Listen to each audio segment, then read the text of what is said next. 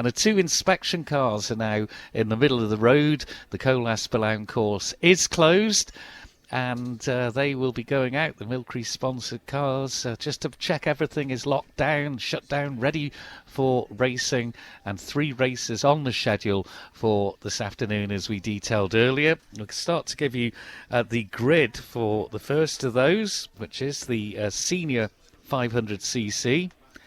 It's 7 laps. In pole, number 3, Dominic Herbertson. In the middle of the front row is number 36, Jamie Coward. And then number 1, Alan Oversby. Course cars are now departing from here at the start line at race headquarters, race control. Second row, 44, Rob Hodgson.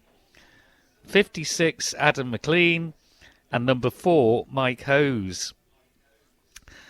Then the third row is number 40, Barry Davidson. Number 100, Heaven Owen. And number 11, Stephen Elliott. The fourth row is number 55, Michael Russell.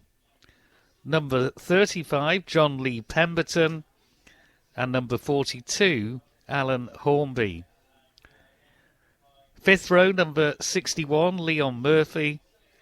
91, Richard Bairstow. And number 6, Mark Parrott. And there are further 4 rows being used. Just the back one is number 96 on his own there.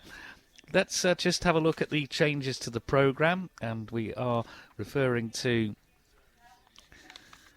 Let's just get the right page open. Pages 44 and 45 in the programme. And again, if you want a programme as a souvenir, please do. The £5 cost is very valuable to the Southern 100 Club in organising their race meetings. So there are some changes to that.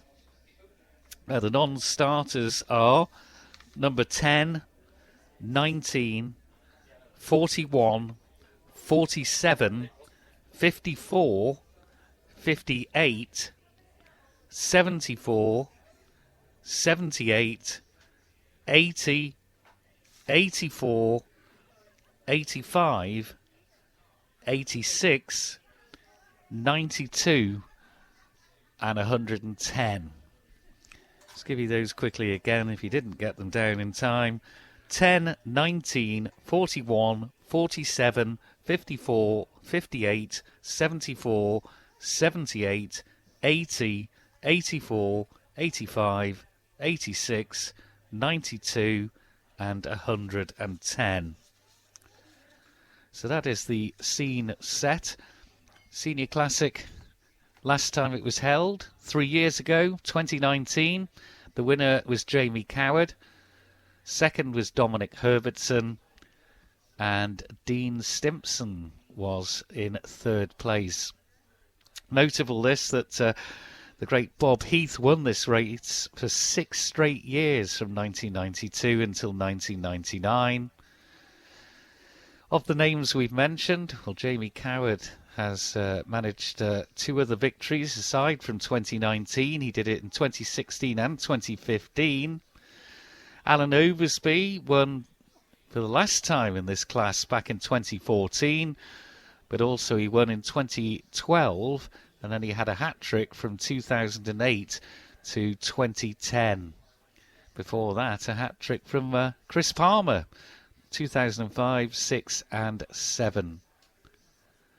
Dominic Herbertson has won this race, the pole sitter. That was in 2018 when he finished ahead of Alan Oversby and Mike Hose. So that front row, I think we're in for an absolute treat once again, with Dominic Herbertson, as I say, on the pole. Jamie Coward, number 36, in the middle of the front row. And then number 1, Alan Oversby.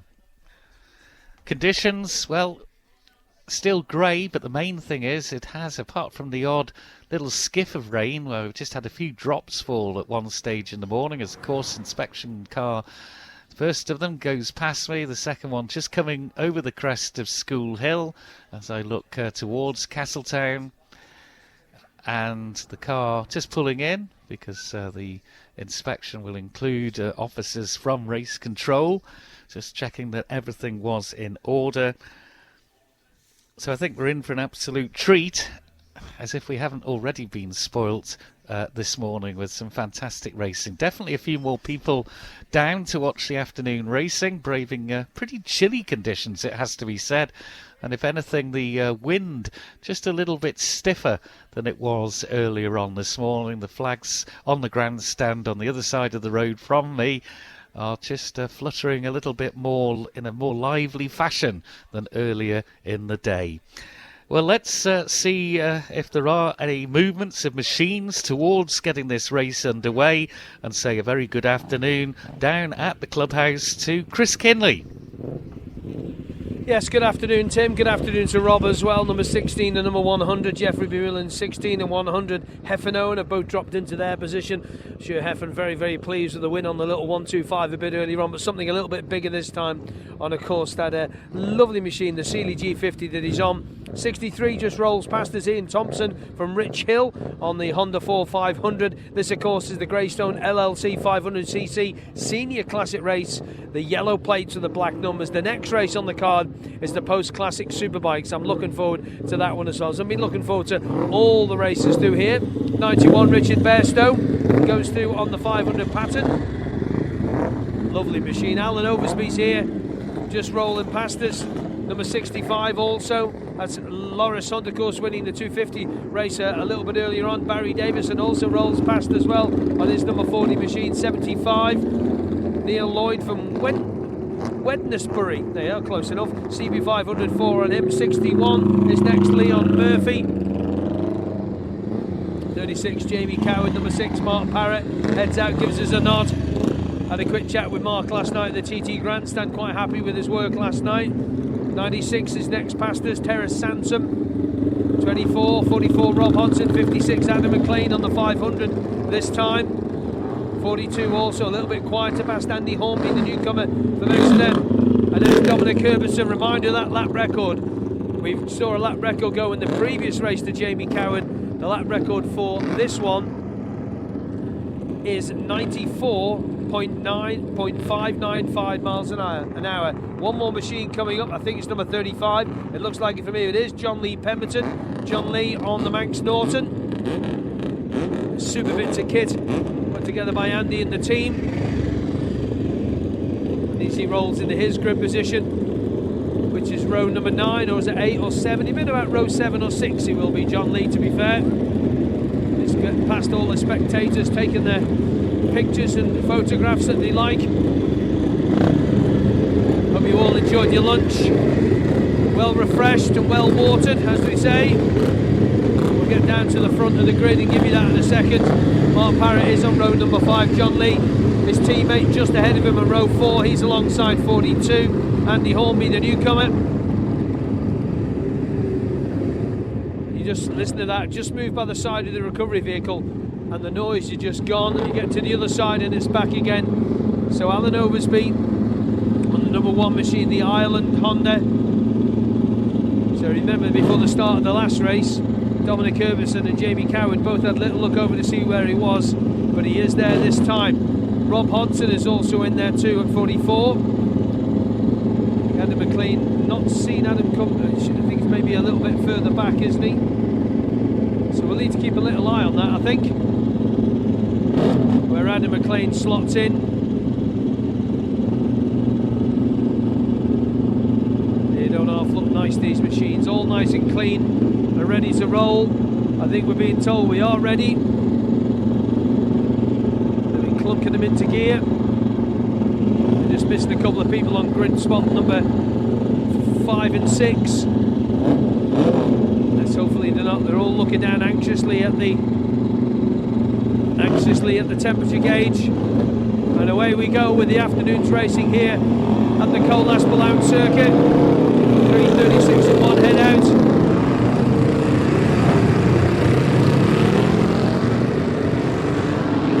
And I say another improvement that they've made here is having the double gate.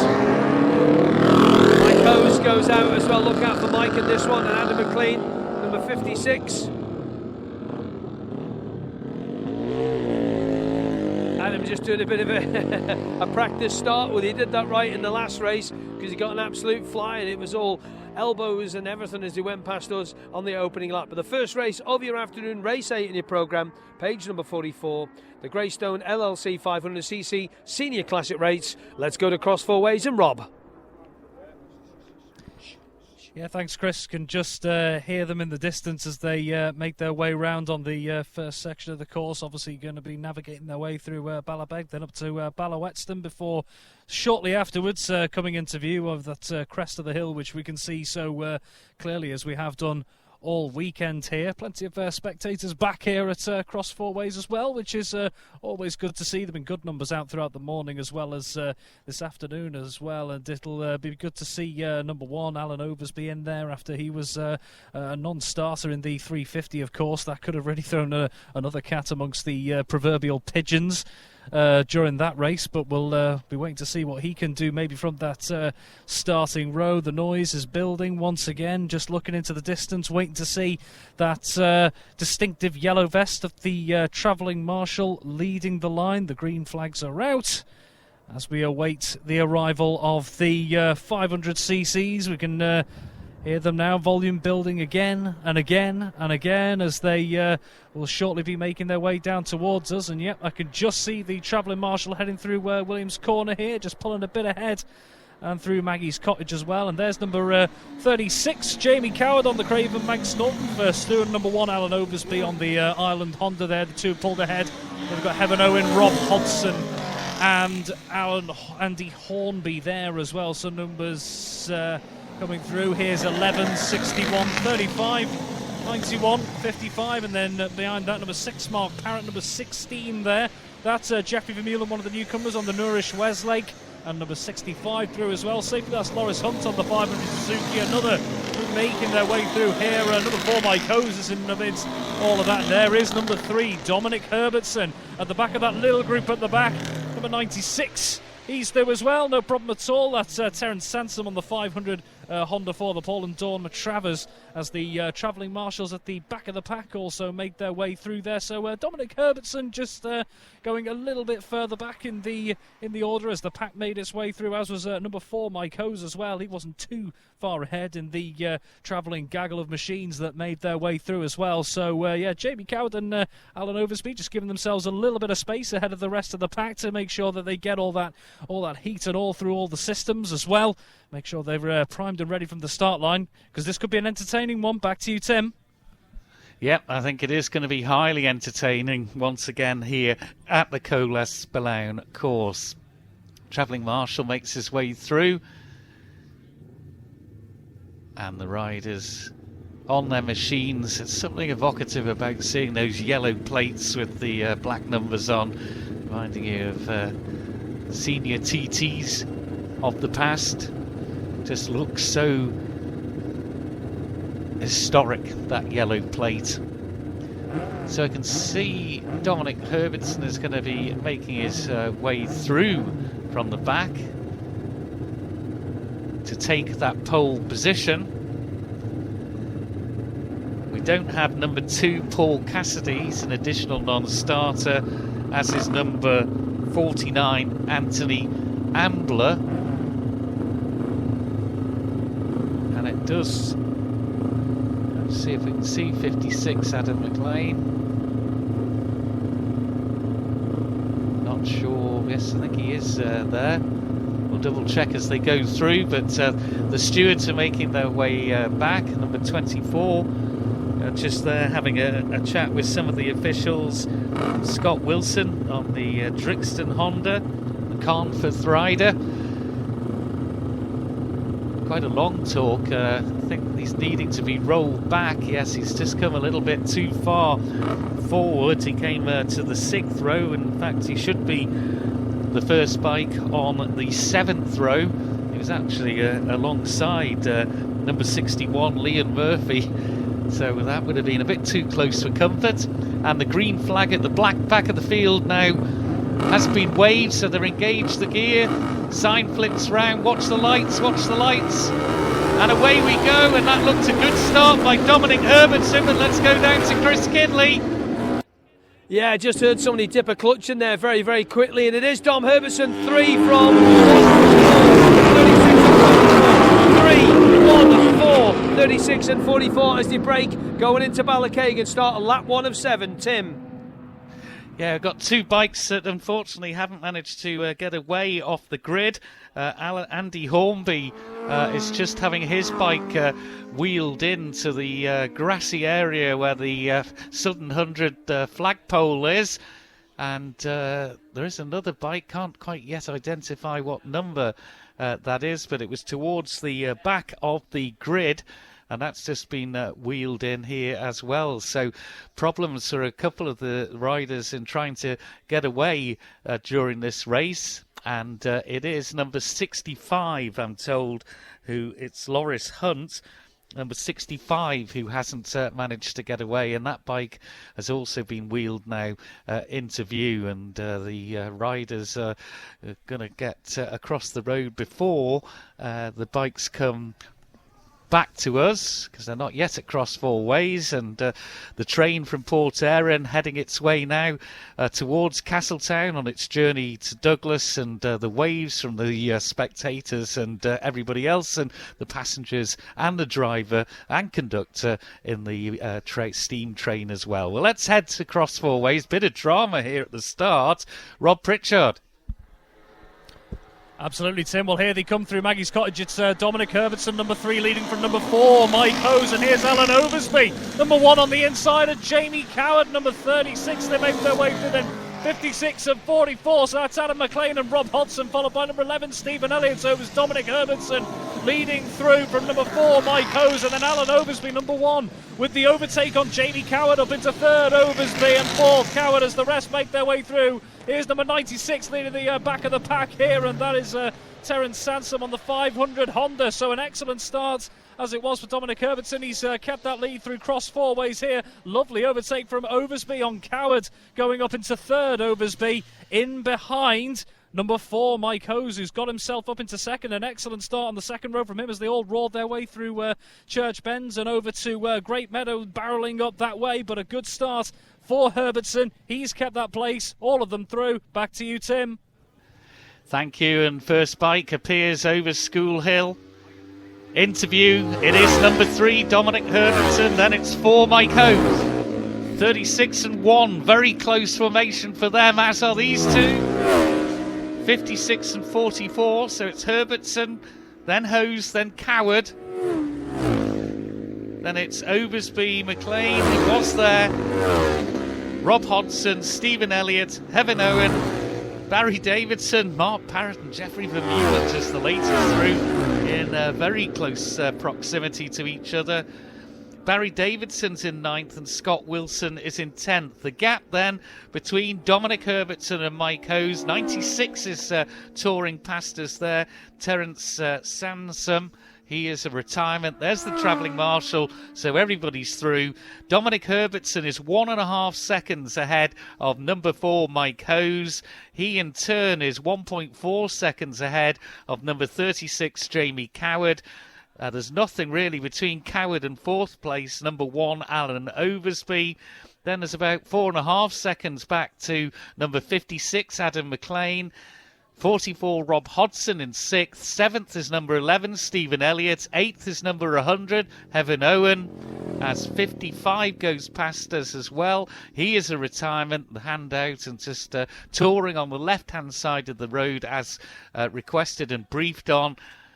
So we got Barry Davidson in 9th. 10th is number 24, Scott Wilson. That's all we've got time for. It's Herbertson, 1.5 ahead of Hose. Let's go out to Rob Pritchard at Cross Four Ways. Good timing, Dominic Herbertson just coming through as Mike Hose, and then Jamie Coward up into 3rd ahead of number 1, Alan Oversby here. He's kept 3rd as he did so across the start-finish line here, but Herbertson opening up the gap. Here's number 56 now, Adam McLean ahead of number 44, Rob Hodson. So it's almost as you were, bar from last time across 4 ways. Bar Coward moving up into third and Oversby. Number 1 down into fourth. Here's number 100, Heaven Owen, leading just about 2 bike lengths ahead of number 11, Stephen Elliott. Number 40, Barry Davidson, closing in behind 24, 35 and 61 in close procession as well. Here's another trio making their way through, led by number 16, Jeffrey Vermeulen, and number 6 there, Mark Parrott. He's just moved over to the side, maybe a mechanical issue just at that point. No, he's just run a bit wide. He's back on circuit. Here's another 3 make their way into the mix. So Dominic Herbertson just stretching that advantage out. He was already past us as we handed over. Back to you, Tim. Bang on cue as here comes our race leader, and it is number 3, Herbertson. And a bigger lead, 2 side by side on this occasion, and it's number 4, Mike Hose, who's just got himself in front of number 36, Jamie Coward. Great action. Alan Oversby's been through number 1, 56 and 44 close together. That's Adam McLean and Rob Hodson. And did I see our producer, Alex Brindley, take a step back when those 2 machines came down the line? Yes, he did. 2 more together, 11 and 40. And Barry Davidson's got ahead of Stephen Elliott. Just hear that noise rumbling into the distance as they pass us here. So Dominic Herbertson stretched his lead out to 5.18 seconds, and there is 0.03 of a second. That is all between Hose and Coward in second and third. Fantastic close quarter action again. Fourth is number 1, Alan Oversby. Fifth, number 56, Adam McLean. Sixth, number 44, Rob Hodson. Seventh, number 100, Heaven Owen. Eighth, number 40, Barry Davidson. Ninth, number 11, Stephen Elliott. 10th, number 35, John Lee Pemberton. 11th, number 24, Scott Wilson. 12th, number 61, Leon Murphy. 13th, number 16, Jeffrey Vermeulen. 14th, number 91, Richard Bairstow. Let's go to Rob at Cross 4 Ways. Yeah, in good time, Tim, as they come over the horizon and barrelling through past Maggie's Cottage. Here he is, number 3, Dominic Herbertson. That lead looking a fair bit bigger this time around. And coming through second, Jamie Coward, number 36. He's got the gap on number 4, Mike Hose, who's now being closed down. Just 2 bike lengths in it between number 4, Mike Hose, and number 1, Alan Oversby there. So Jamie Coward, number 36, up into second there. Mike Hose, number 4, down into third and being chased down. Here's 56 and 44. Adam McLean and Rob Hodson coming through. Not too much between them as well. So yeah, Mike Hose, number 4, down to third place. He's being caught at a rate of knots by number 1, Alan Oversby. He'll certainly have an eye on one of those podium places, but Dominic Herbertson has stretched that advantage again. 3 more round Maggie's Cottage. Here's number 1, Heaven Owen, number 40, Barry Davidson, number 11, Stephen Elliott as well. All 3 through safe and sound. Number 35, 24 and 61 now make their way through in that particular order. So Herbertson stretching that advantage before he got to Cross 4 Ways. Back to you, Tim.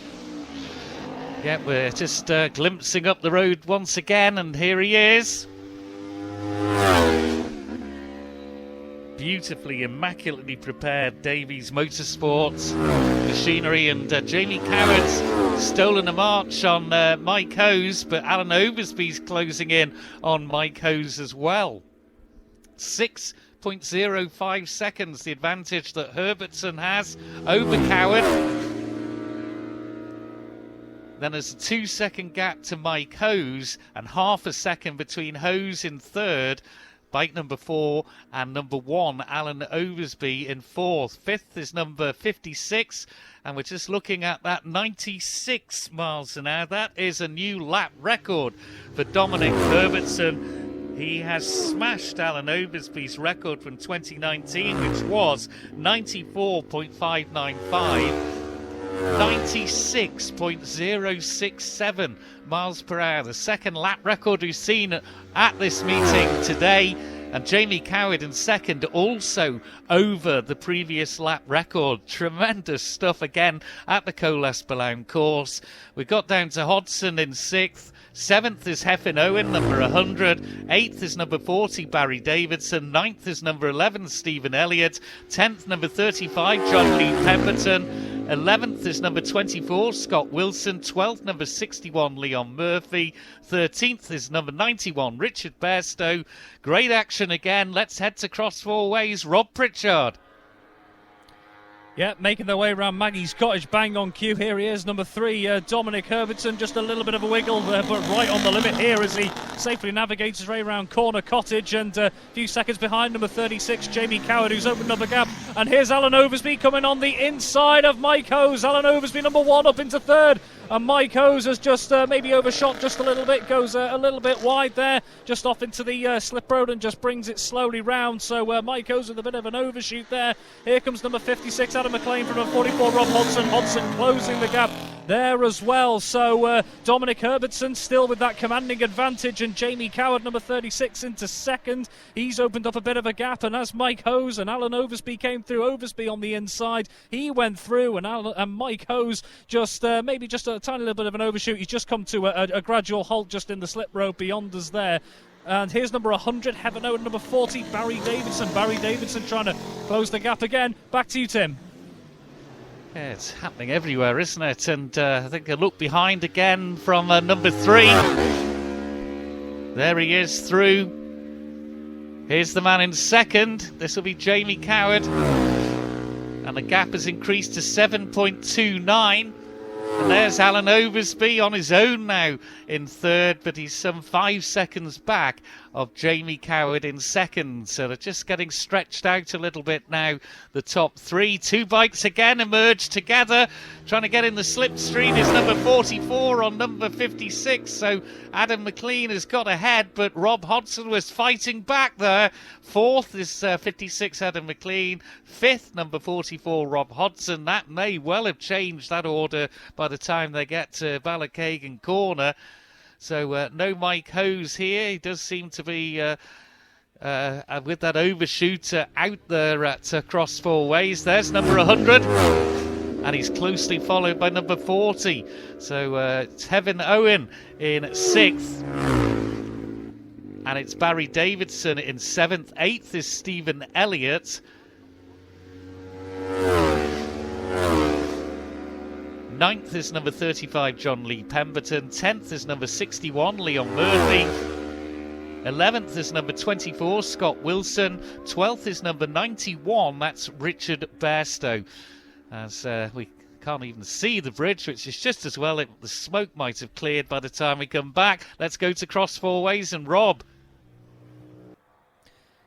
Yeah, thanks, Tim. Just looking over at Mike Hose there. He's just casually wandered back, just chatting with the marshals there. He's left his bike on the side, and here he is, the man on a mission, number 3, Dominic Herbertson, really stretching that, a real vast yawning chasm of distance between him. And here's another man coming through Maggie's Cottage, number 36, Jamie Coward, looking pretty solid at the moment for that 2nd position. And now number 1, Alan Oversby, who does maybe seem to be just starting to reel in Coward a little bit, but not too much, still a significant gap between them as well. And with Mike Hose dropping out here and retiring here at Cross Four Ways, there is quite the gap now between the top 3. And the next man to make his way through is number 44, Rob Hodson, all alone on this occasion. Nice and down smooth around Corner Cottage here.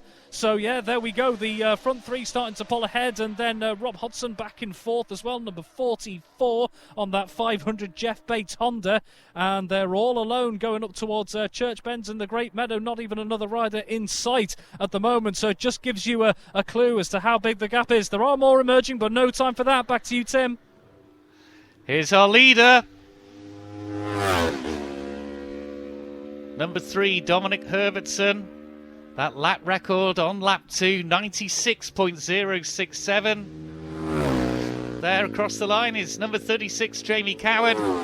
And that's number 1, Alan Oversby. That is your top 3. And the gap, 9.92 seconds that Herbertson leads Coward. And then it's around 4.5 seconds back to Alan Oversby. As we look up, this should be, it's not Adam McLean, it's 44 Rob Hodson. So McLean is not making it here to the start line, because Hodson and McLean were in pretty good battle between themselves for that 4th and 5th position. So no Adam McLean. So next it should be number 100, Heaven Owen, but he was in quite a dice with number 40, Barry Davidson, and that is continuing as they're still together, but it's still that order. So up into 5th now is Heaven Owen, and in 6th is number 40, Barry Davidson. But the machine's getting really stretched out now. It's 11 and 35, so Stephen Elliott is in 7th, number 11, and in 8th, number 35, John Lee Pemberton. That is a number 61 through in 9th, Leon Murphy. Let's go out to Rob Pritchard at Cross Four Ways. Yeah, thanks, Tim. I'm just looking across the road here at Mike Hose, who's just decided to chill out on a bench in front of me, watching things go through as it stands. And right on cue, through Maggie's Cottage, here he is, number 3, Dominic Herbertson. There he goes round Corner Cottage, and that gap still extending, so the front 3 becoming more spread out, let alone the front 3 to the rest of the group here. Here's Jamie Coward, but right on his tail now is number 1, Alan Oversby. Number 36, Jamie Coward, leads through Cross Four Ways here, but less than a bike length between him and number 1, Alan Oversby. So Alan Oversby starting to reel in Jamie Coward for that 2nd and 3rd place battle there. Dominic Herbertson still stretching that advantage further forward, and the gap is, well, you can certainly see it from our range. Here is one rider all alone through Maggie's Cottage. That is number 44, Rob Hodson. Plenty of clean air and fresh tarmac for him to go into here. So as you mentioned, Tim, there, just a real indication of how spread out the pack is becoming. But keep an eye on number 36, Jamie Cowden, number 1, Alan Oversby. That could be a real entertaining finish for those 2nd and 3rd places as things stand. Back to you, Tim. Yeah, 72, Ian Bainbridge, a retirement, just touring in. And there is number 3, and a little looker towards us here in the commentary box as he goes out to onto his final lap here of the Colas Bilal course. 2 together, an overtake manoeuvre on the inside. How on earth did he squeeze through there? Alan Oversby is into 2nd place, and 36, Jamie Coward, down into 3rd. There looked to be no room whatsoever there between the road and the pavement, but somehow Oversby managed to squeeze himself through and get ahead of Jamie Coward. Some fantastic action again here in front of the grandstand and people who've come down to watch, and this should be 44. It is indeed. That is Rob Hodson, number 44, on the Jeff Bates Honda. It's a bit of a gap this time, but nobody's gone quicker than that lap 2. The lap record to Dominic Herbertson of 96.067. The lead is 12.455 seconds. And just to show you how close it is, Herbertson's 12.455 ahead of Oversby, with Coward in 3rd, 12.465 back. That's how close they were when they crossed the line. So Hodson in 4th, it's Barry Davidson, number 40, is up to 5th, and it's Heaven Owen down in 6th position. Let's go out to Rob at Cross Four Ways. Yeah, thanks, Tim. Here's number 75, just making his way there. Neil Lloyd on the 498 Honda CD500 there as the rain starts falling here at Cross Four Ways. That's not going to deter this man, number 3, Dominic Herbertson. He's through and just kneeling down into that corner there, and that advantage commanding at this point, and making his way forward. He's earned himself a fair bit of breathing room here around Maggie's Cottage. Number 1, Alan Oversby, managed to get a fair few bike lengths between him and number 36, Jamie Coward, in 3rd. So Alan Oversby's been stretching that advantage in the early part of the course there on this final lap, but Dominic Herbertson way out in front at this point, and those front 3 as well really opening up to the rest of the pack behind them. We can just hear the whine of another engine coming into earshot. Is it that 500 Jeff Bates Honda of number 44, Rob Hodson? We wait to see as they come through Williams Corner and through Maggie's Cottage. It is indeed, there he is, number 44, Rob Hodson, all alone once again, so plenty of clean air for him to get himself through. Time to go back to you, Tim. Yes, and just bang on time. Here he is, another win. It's not in 75, that one actually. It'll be the next bike through, and visibly quicker, nodding the helmet as he crosses the line. A wave and a thumbs up. Dominic Herbertson takes another win here at this Blackford's Pre-TT Classic Road Racers. Oversby takes 2nd, and there's Coward in 3rd. That's your top 3 in the Greystone LLC 500cc Senior Classic Race. A cracker again, Chris Kinley. Yeah, again, it just seemed to me as if he was having maybe a little issue somewhere. He was just having a little behind to see who's gone second and he's gone third. Fuel gets turned off on the Yamaha. Alan puts his machine up and do second position. Jamie gets that third position. Yeah, he's just saying to Jamie, they've just had some moments in the rain. Apparently it is raining at the far side of the circuit on the Ballown dip. And we'll let Dominic get off the bike in a second and come and have a quick chat to us. The post-classic Superbikes will be going out next. Let's hopefully this rain just disappears on that one. We'll let him take the gloves off. Is the next rider in? Is that fourth position? Yeah, Rob Hodson, fourth position for the number 44 bike. And Dominic, congratulations, win number 5. I think I make that now, is it round here? 5, aye. So 3 out of 4 is not so bad. Shame about the clutch on the 250, but hey, what a great day, eh? New lap record as well, 96.067. That's what I want to hear. Jamie nicked it off us on the 350, so it's nice to leave here with a lap record. Good start. Yeah, no, it was cracking. The good thing about the Yamaha, it's got the grunt off the bottom, and I've been doing a lot of riding on that with the CRMC lot, so there's my advantage on that side of things. And when the rain started hitting the bottom, you know, when you just think, oh no, here comes the slip and slime. But no, the great thing about Ballown, it's so well maintained that it's got plenty of grip in it until you fall off. And that's the only moment you had, was it then? Just at the end and in the slippy stuff? Yeah, just in the slippy stuff. Round the back from Ballabeg onwards, is it? Yeah. So it was just about like turn 1, like going into Iron Gate, it was just trying to get more and more rain. And there's a thing in motorcycle racing called mental rain. And when the rain becomes a stream on your visor, you know you're in trouble. But no, bar that, cracking conditions. Well done. Cheers, mate. Thanks, Tom. Alan Oversby gets to second place. Alan, hello again, all right? Not so bad. That was hard. You and Jamie having a good tussle again? Yeah, it worked in my favour. It was a bit wet back at circuit. I had the tyres for it, really, but took advantage. Happy enough? Yeah, haven't been. Dom's broke your lap record, though. Oh, he would do, wouldn't he? He would do, wouldn't he? But how bad is the rain out there, Al? You've been here before. You've raced in some bad conditions. It's not too bad yet, is it? It's fairly bad. Ballown, Ballabeg round there. Okay. It's fairly bad. It's not too bad. It might, if it doesn't rain anymore, it'll dry up fairly quick. All right. Thanks, Al. Well done. Okay, thanks. Thank you very much. Cheers. And let's get third place. Jamie Coward's already up on the thing. Let's get into it's all technical tarmac stuff now. Jamie, how was that?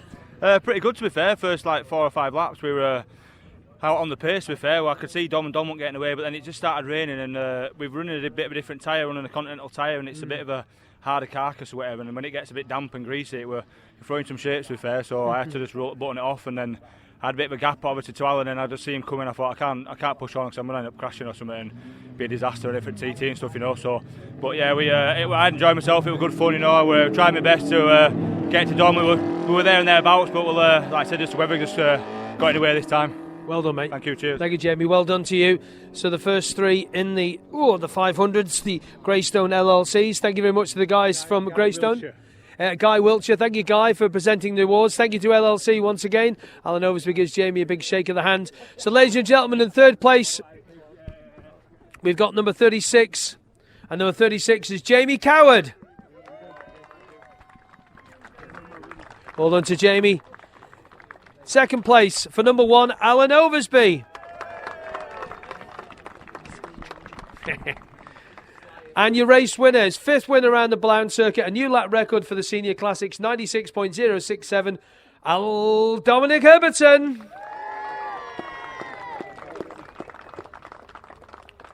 So well done to the front 3 in the Greystones LLC Senior Classic. Thanks to Guy and the guys for sponsoring once again. So your first 3 once again will be Jamie Coward, Alan Oversby and Dominic Herbertson. And we'll hand back to you, Tim. Thank you. Yeah, course inspection car has gone through, and the windscreen wipers were on intermittent there. There's a few drops on the window to the right of me in the commentary box as the second course inspection car goes past, and the blades just go into action as it's on the windscreen as it went through. But let's just tidy up then. So Dominic Herbertson with his 5th victory at this pre-TT meeting in all now, and he's had a good meeting, hasn't he? 3 wins, 96.067 miles per hour, as well as a new record for this class. Second was number 1, Alan Oversby. Third, number 36, Jamie Coward. Fourth was number 44, Rob Hodson. Fifth, number 40, Barry Davidson. 6th, and he put his quickest lap in on the last lap there at 88.947 to be exact. 6th is number 100, Heaven Owen. 7th, number 11, Stephen Elliott. 8th, number 35, John Lee Pemberton. 9th, number 91, Richard Bairstow. 10th, number 61, Leon Murphy. 11th, number 81, Keith Clark. 12th, number 75, Neil Lloyd. 13th, number 24, Scott Wilson. 14th, number 72, Ian Bainbridge. 15th, number 56, Adam McLean. 16th, number 4, Mike Hose. They didn't finish, so they're on the board here, the results. 17th, provisional, of course. Number 16, Jeffrey Vermeulen. 18th, number 6, Mark Parrott. 19th, number 63, Ian Thompson. And 20th, number 96, Terence Sansum. Travelling Marshal just going past us. Another, the one that stationed here, has also just departed to go and inspect conditions. And let's just hope that rain just goes away for us, because we have got the big Senior Post Classic race coming up next, and this is the Superbikes and 7 laps ahead of us. So Jamie Coward is on pole, number 36. 118, Andy Saylor is second on the grid, and number 59, Mark Colvin, is third. Second row is Paul Potchy-Williams, number 38. Then we have number 21, Joe Yeardsley, and number 34, Sam Johnson. Well, it's a bit of quiet if you've got your programmes open at pages 46 and 47. I can tell you there are additional entries in this class that aren't in the programme. We've mentioned one of them already. He's on the second row, number 21, Joe Yeardsley. He's on a 604 Honda. Number 60, Billy Cummins, is entered too on a 750 Suzuki. And number 91, Richard Bairstow. And Richard Bairstow is on a Peter Booger Racing 500 Pattern. There is a change of machine for number 94. 94 is Gordon Clark, and he is on a Suzuki GSXR.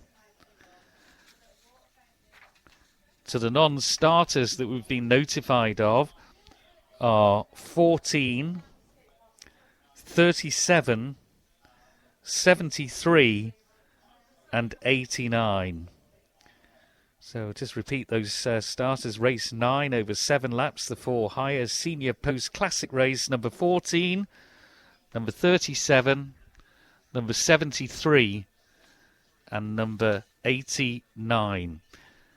Well, let's just quickly pop out to Cross Four Ways and Rob Pritchard. And, yeah, we had some fantastic racing once again, but the elastic well and truly got stretched the more and more we went on in that, and the gaps got bigger and bigger. But Alan Oversby eventually did reel in Jamie Coward and nip in and take that second place. But it was Dominic Herbertson with a lap record and a dominant performance. 10.5 seconds was his victory margin. Rob? Yeah, you're absolutely right, Tim. And just seeing him come through Cross Four Ways each time here, yes, he had plenty of time and space to himself, but he looked really on it as he was coming through and past Corner Cottage each and every time. And Alan Oversby, excellent work from him to get himself back into the mix there. It did, as you rightly said, the elastic was very much getting stretched. You could see in just the first couple of laps the distance that front three were managing to pull away from the rest of the pack, and then it must have been quite a solitary ride in the latter stages for number 44, Rob Hodson, in fourth place, but he kept things going. That'll be a good solid ride for himself. The major update here at Cross Four Ways, since you were last with me, is that the Manx radio umbrella has come out after we started to get that little bit of rainfall coming through. Hasn't got any heavier, mind you, still a few specks of rainfall falling around here, but no one here does seem overly concerned at all. So and I believe it might be the right time to hand over to you, Chris Kinley. Thank you, Rob. Yeah, out there across 4 ways. Mark Colvin's the first bike in here. Interesting because these guys can actually run slick tyres if they want, but I'm pretty sure a lot of them will be running the treads in here. I'm pretty sure, I'm thinking about reading the regs, that they can run the slicks. I'll just keep a little look when they come to the front of the top here. The top guys at the top, if they're going to run slicks or not, or maybe just a treaded tyre. 118 Andy Saylor slots in along the front side of Mark Colvin. Mark on the DRF machine, prepared even by Dale Fordham and the guys. Number 59. Mark, of course, a good competitor up at Derby, gives us a nod. Andy Saylor's next to him as well on the 118. Technical officials is having a little look round. Just waiting to see number 36, but number 38 is next. Paul Potchy Williams. Yeah, treaded tyres in the back of that. Yeah, so I was pretty sure they could run slicks if they wanted. 43, very, very light cut slick on the front of that. So yeah, 43, excuse me, Gary Porter. Yeah, it might as well be a slick, there's not much on that. 26, Dennis Booth, we can see. Dennis, of course, I'm sure will be coming back for the Manx Grand Prix come August, September time. 21 rolls in, Joe Yeardsley. Joe on the little 600. He's an addition to your programme in there, so 2-1, 21, Joe Yeardsley. Number 4, Mike Hose into position as well. Also 34, Sam Johnson. Sam on the Loctite Yamaha. Good to see those colours again, isn't it? 31, just so you can see in the background there as well, Colin Crofty. 42 also, Andy Hornby on the 750 Suzuki. I don't think it's an old slab side thing. I think it's just a normal one. I think we'll check that out when he comes through. We don't see number 36 as of yet, but obviously he's had to do a quick change. Maybe he'll be late to the party. Lap record for this, Jamie Coward 106.251. Still a few spits and spots of rain here. Nothing to be really concerned about here at the start and finish. Looking at the bypass, all pretty good. And I'm looking to where that weather front's gone. It's kind of shot itself up to the west side of the island now. It's kind of hitting the hills in the distance. It's probably over the mountain, that sort of area. So hopefully not for this evening. So the pit crews of all the other teams who want to go and watch these big post-classic superbikes are making their way through the new area you have to go if you want to go to Ballakegan. So if you're planning on coming here for the Southern 100, you can't do what you used to do, walk down the middle of the holding area here and go by the end of the gate by the house. You have to go up a bit. You'll be well marshalled there anyway when it comes to July, in the middle of July. Got a new scaffolding erected by the guys at Red Scaffolding. We thank them for that at the club, and also on the other side to get over the hedge, over the stile. Have built a scaffold stile, spelled S-T-I-L-E. Joe Yeardsley just getting a few little words from Chris Palmer. And I'm just going to grab slick for a minute. Sam Johnson, he gives it a bit of a wave. Wants his mate. Who does he want? Oh, have you got? He's just asking if one of the other teams can just come and just wipe his visor a little bit. 79, Mark Herbertson out on the big bike. Gone back to number 42, Andy Hornby, Team Classic Suzuki on the back of that. 66, Pete Cray there as well. He'll go well in this. Runs out quite good up at Derby as well. Number 70 next to him, that's Ian Robinson on the VFR 750. They want to get going. They really need to get going. It's getting a bit hot here as Andy Hornsby's machine.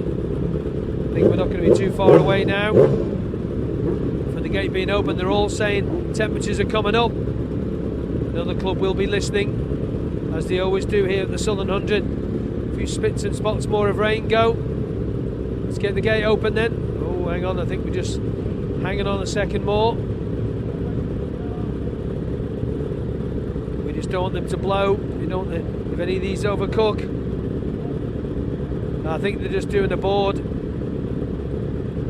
Yeah, I'm not sure if they can knock it off and maybe get it started again. It's concerned about a bit of damp patches. They need to tell the competitors exactly what the conditions are at the back of the circuit. It's probably damp at the far side of the circuit that they're looking at here. A few worried looks by a few people. Tyres were being issued, tyre pressures, tyre temperatures will be going down. Chris Palmer just having a quick word with Joe Yeardsley there. And maybe, Chris, I was just thinking to myself, can they run the slick? They can't run the slicks on these superbikes, can they, if they want? Can they? As far as I know, they can. No, Nobody's on them, are they? No, they're all like sort of road treads. But to be honest with you, even though it's sprinkling with rain, the road's actually really, really dry. But the visors are going to get really wet because obviously you're driving into it. The screens and visors, they call it mental rain, don't they? Yeah. But the road's actually really dry. I'm just worried about the hold-up because obviously these tyres lose heat really quickly. So I've just told Joe to side to side and sweep heat back into the tyres on the warm-up lap. But yeah, could do with being getting away really because it's not a good scenario. Okay, well they've just done a board, damp from Ballabeg through to, I didn't see what the back of the board said anyway, damp from Ballabeg. Yeah, bikes are getting way too hot. A lot of people are just saying this. But I think we are going to be underway shortly. But again, safety is paramount. The need to give the message to the riders. Damp at Ballabeg, the traveller marshals have been given that information as well. Andy Hornby getting very, very impatient here on the number 42 machine. We have to hurry up. You can hear more riders behind me saying, come on guys, because these things are not designed to sit for this length of time. They need air getting through them. I know they'll have oil coolers and you know, radiators on them to keep them cool, but they need that cold air going through them. So I think we are ready to go now. Obviously concerned with that damp patches on the far side of the circuit. Let's hope everybody's biking. There's going to be keeping an eye on this all the way down so we don't lose any from the start. Now I didn't see at the start of this, you can keep an eye on it, Rob, when they come to you in a moment or two. Still a few spits and spots of rain dropping here, but nothing to be of major concern. The road is still quite warm, so I don't think we're going to have any changes in that. We did not have number 36. I couldn't see him on the front row there. Rob, over to you across four ways. Yeah, thanks, Chris. Still a couple of speckles of rain falling, but I think by and large the surface still looking largely dry over here. The rain since the end of the last session and going in towards this one has eased ever so slightly, but there are still those speckles falling on the ground. And just looking over past the wall, there's a bit of cloud over South Barul as well, so there is that low-hanging weather as well. I was told by one of the officials just before, actually, that there was that delay while they were just checking things with the Met Office to observe the conditions. And as you rightly pointed out, they have to make sure that all these developments are adequately communicated to the riders as well. So there is a process to go through that has to be followed, and it's there for a very, very good reason. But like you say, looks like things might be getting underway. They seem to be happy that things are good to go as it stands. Obviously, if that does change, I'm sure we'll be the first to provide you with any updates there. It hasn't dampened the spirits of anyone here over at Cross Four Ways either. Everyone is selling about. There's a couple more hoods up now, I think it's fair to say, and a couple of the media cameras here have got their covers on them. The Manx Radio Brolly is firmly over my head as we wait for them to make their way down through Ballawetstone, down into Williams Corn, down through the dip, Maggie's Cottage, and eventually over to us here, where I'm still stood on the scaffolding as it stands. We can hear just the noise rising a little bit, which can only mean one thing. They are approaching, and there we are. We can just see the travelling marshal making his way forward with the group in close proximity just behind here. So there they are through Maggie's Cottage, and first in is numbers 59, 118, 34, 21, 42 and 4, followed by 43, 103 and 38. So everyone in quite close succession as number 79 goes to their Mark Herbertson on the 750 Kawasaki. There's 26, 94, 52, 121, and then backing things up here is number 53, and that's Veronika Hankasieva with the travelling marshals in behind there. So they're all keeping quite close formation as they make their way round here on that little sighting lap as they make their way to the grid. But by and large, as I say, the surface as it stands still looking pretty dry, and seems to be plenty of temperature in it. Don't seem to be any undue concerns from the marshals here for the time being, but it is something, of course, as we've mentioned a few times, that they will have to keep a close eye on, and no doubt as they're roaring their way through Church Bends there and through Great Meadow, they'll be watching the conditions there as well. So I guess we'll have to see, but for the moment everyone's through safe and sound here, of the ones who've been on the well, you were, Chris Kinley, of course, at the start, so we'll have to wait and see just what it's like as we hopefully enter 7 laps of racing here. Time to go back to you, Tim. Thank you very much indeed, Rob Pritchard, as the travelling marshal just comes past and over the crest of School Hill Rise. and I can see a rain flag is being displayed by the marshal up at the top there of School Hill. So the travelling marshal makes his way through. I can confirm there is no number 36, Jamie Coward. And a bit of concern from the officials because the spots of rain just have got a little bit heavier, and coats have gone on, and brollies have gone up as well here at the start and finish. So there's a few anxious looks to the skies ahead of this, but the road itself does seem to be still dry. So hopefully this little skiff of rain will move away, and we will get this one in action. And see Andy Clark just having a word with a few of the guys as well, and probably just trying to get the rider's opinion. There, number 118 Andy Saylor and number 59 Mark Colvin was who the officials were talking to. And he's just going through now to have a word with number 38, that's Paul Potchy Williams. And then there's some people further back who are just saying we either go or we don't, and there's a radio communication now being made, it looks, by Andy up to race control. So whether this will be delayed or not, I am not sure. There's a few indications of let's just go down the road, and I think we aren't going to get a start here. I think we're and in fact number 34 Sam Johnson not happy with that, but there is a bit of a delay, and communications are trying to be come through, and the clerk of the course now, Mr. Oates, is down. So we have got a slight delay. He's coming now to talk to the riders at the front of the grid, and certainly number 34, they might well make the decision themselves by the look of it, because he's just come away and is indicating he doesn't really want to start. So he's just having a word now with the clerk of the course.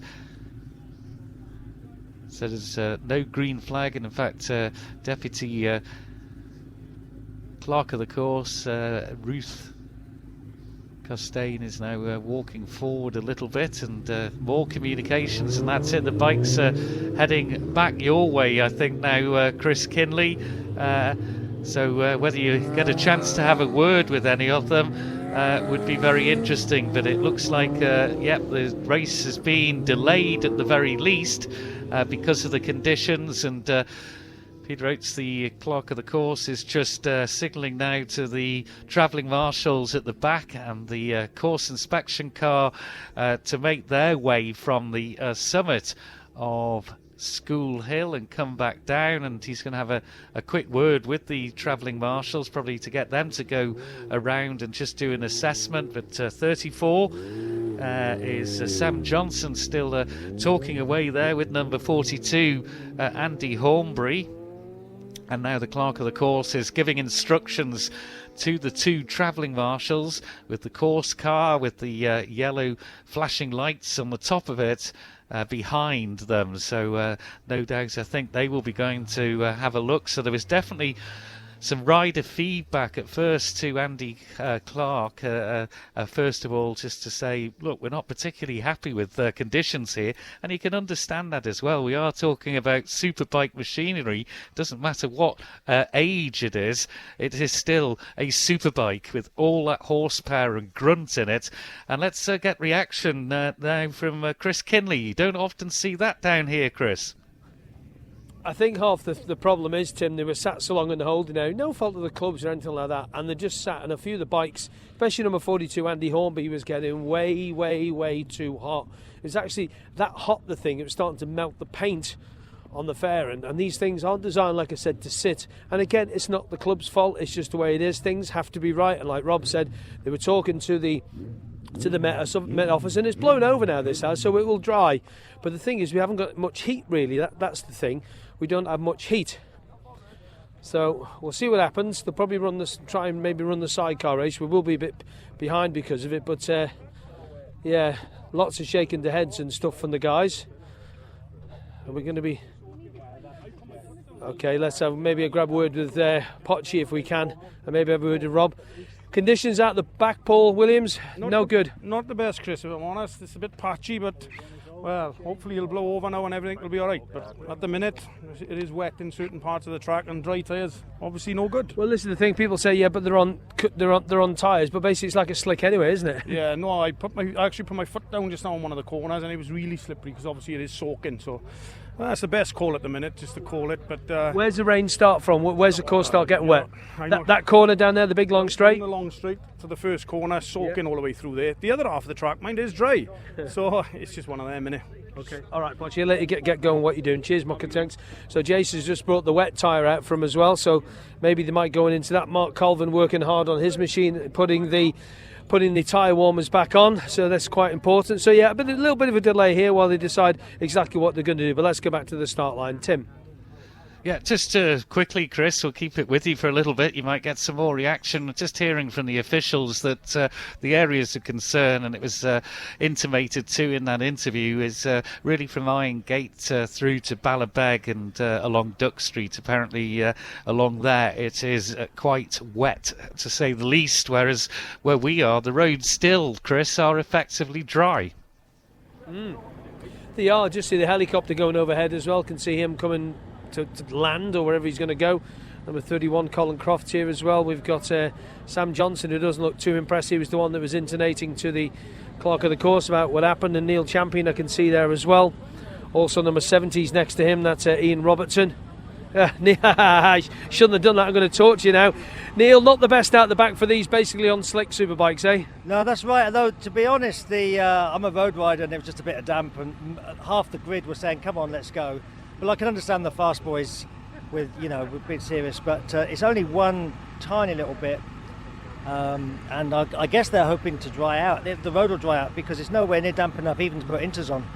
They'll just chew up, won't they, really quick? That's right, yeah. So if you put inters on, you wouldn't do you any good. So you got to ride, it's the road racing, you've got to ride to the conditions. You're a 250 man. What do you make of the 250s we had out earlier on with Chris getting the win on the 250? You know what? I missed the whole thing because I'm riding my bike. I don't have any mental capacity for it, I'm afraid. I'll have to catch up with it later. Neil, thanks for your time. Happy to help. Thanks, but cheers. Neil Champion, thank you. Back to Tim for a quick update. Yeah, we just had the clerk of the course just pop into the commentary box here at Race HQ on the Castletown bypass, and he says that just been on to the Met office, and this is going to blow over now, and I think it has already here at the start and finish line. So they're going to give it about 10 minutes or so to make a decision. They may send the Superbikes back out again at that point, or they may put the sidecars out first. So that's the thought, and the whirlings that are going on up there in Race HQ. So they're going to wait 10 minutes. They've been on to the Met office, who are assuring them that this wet stuff is now moving away, and they will either send the Superbikes out, or indeed they might decide to put the sidecars out next and then leave the Superbikes to the very end. Back to you, Chris. Yeah, so just back on, sorry, but just having conversations with people. Thanks very much. Yeah, just updating on what you were saying, Tim, because a lot of the guys don't have the radio in. There's Ian Robertson I was talking to there. Ian, let's just get your opinion on that into Ballabeg, like Neil was saying, just a bit sketchy. Yeah, it was pretty dry on the way in, but leaving Ballabeg, the surface was quite damp. It's not the best of these slicks, so... No, well, yeah, that's it. Like I just said to Pocci there, even though people say you're on treaded tyres, they're not. No, they don't react well to sort of changing temperatures, so... And of course you've got to keep the heat in them, like you said, and if you're getting on the bumpy bits, because that's bumpy going from Ballabeg through to there, this thing's going to spin up everywhere, isn't it? Yeah, and the way we got held in the dummy grid for quite a bit, so they've cooled down quite a bit since just that one lap. So I'm sure the organiser will be listening to you. The generator's here for your tyre warmers. Oh, brilliant. Okay, let you crack on. Cheers, Ian. Thank you very much for that. Pete Cray is here. Pete just looks as totally not bothered at all, really, Pete, eh? Not much I can do about it, is there? Not at all. How's it been going over the pre-TT for you? Yeah, really good. Really enjoying it. Good to be back on the roads. But not going out of Ballabeg there. Were you quite happy to go? Or? Yeah, I was happy enough to go. I mean, as long as we got going, it was all right. Got some road tyres on, so... Easy enough. What about temperature-wise? Your bike sat in that hole there for a long time. That's all right. It's no oil boiler. She's fine. There you go. Then happy days. Well, thanks, bud. Thank you. Cheers, thank you. Cheers, Sam Johnson. Maybe grab a quick word with him if I can. And Sam was one of the ones in deep conversation. Sam, I take it you wanted to go then? Chris, all right. They said they're going to give it about 10 minutes to get. Obviously, the bikes are back on warmers now, and the Met officers told the clerk of the course this is gone now. So okay, no worries. Yeah, I was ready to rock and roll. I'd have gone one more sighting lap. Let's go. But either or, it's the same for everyone, isn't it? So yeah, happy days. All right, happy enough with your pre-TT so far? Yeah, all right. It's keeping them going, isn't it? Yeah, that's the hardest thing. But yeah, no, all good. All good. Get round and then get back up there and get out on the 600.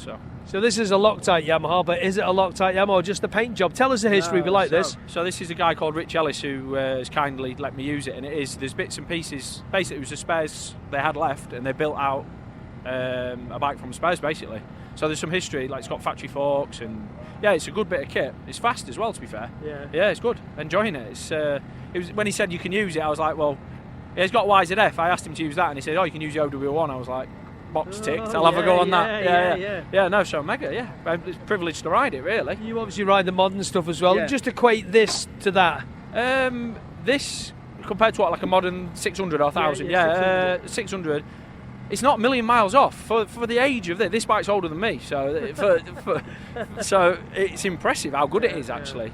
But yeah, a bit heavier, a bit clumsier, but generally pretty good. Can you imagine doing 6 laps on one of them around the TT? It'd be hard work. It'd be an eye-opener, it would. It'd be fun though, I would imagine. Yeah. All right, Sam, thanks for your time. Hopefully we get going again soon. Nice one. All right, Chris, thank you very much. Cheers. Yeah, no problem at all. So the thoughts of some of the riders, some are happy, some are not, but that's just unfortunately the way it is, I think. Maybe Dennis Booth will have a good chat. He's always good for a word, is Dennis, and we have a little walk over to the ZX7R, and I'm totally disgusted in you. Changing machines.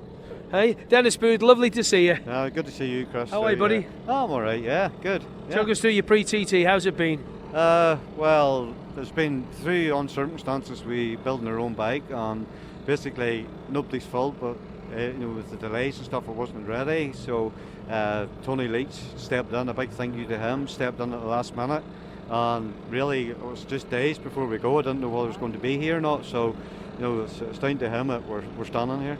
So the bike, obviously, that you normally ride wasn't ready, but what is this? What do you make of this, the ZX7R? Effectively what it is, isn't it? Yeah, that's what it is. It's an ancient bike. It's a bike being built. You have teething problems. These things happen out of nobody's control. You just have to get on with it and try. And I broke down 2 nights in a row. I think I got about 5 laps in total. But hey, listen, it's a learning game, and it is what it is, and you just have to try and fix it and get on. Differences between this and your normal one? Lots? You can really say this is more like my age now. I don't know, but yeah, the modern stuff is the modern stuff. You're getting on these things and they're over 30-year-old, and they're good fun. They are. It's the first ever rode a ZX 750, so it's good. The difference is good. I like it. Yeah, it's good. Post Classics, I believe they're going to have a class at Armoy this year as well. Well, fingers crossed, yeah. I should have my own bike there. So, we'll go for a run around and see, yeah. Good job. Thanks, Dennis. No worries, Chris. Cheers, buddy. Thank you, yeah. So that's Dennis Booth. He's going to say, if you don't know, they're having a classic class at Armoy this year, and maybe jump in up to the Durex Suzuki team of Indy de Koppel if we can. I'll just kick him. It'll get his attention. Indy, how are you? Yeah, I'm pretty okay. I'm happy that they called this off because from the Balabeg hairpin was quite dangerous. It was quite slippy. There is this white line in the middle of the road, so I'm quite happy they postponed the race, and so I'm happy. That was a wise decision, I think.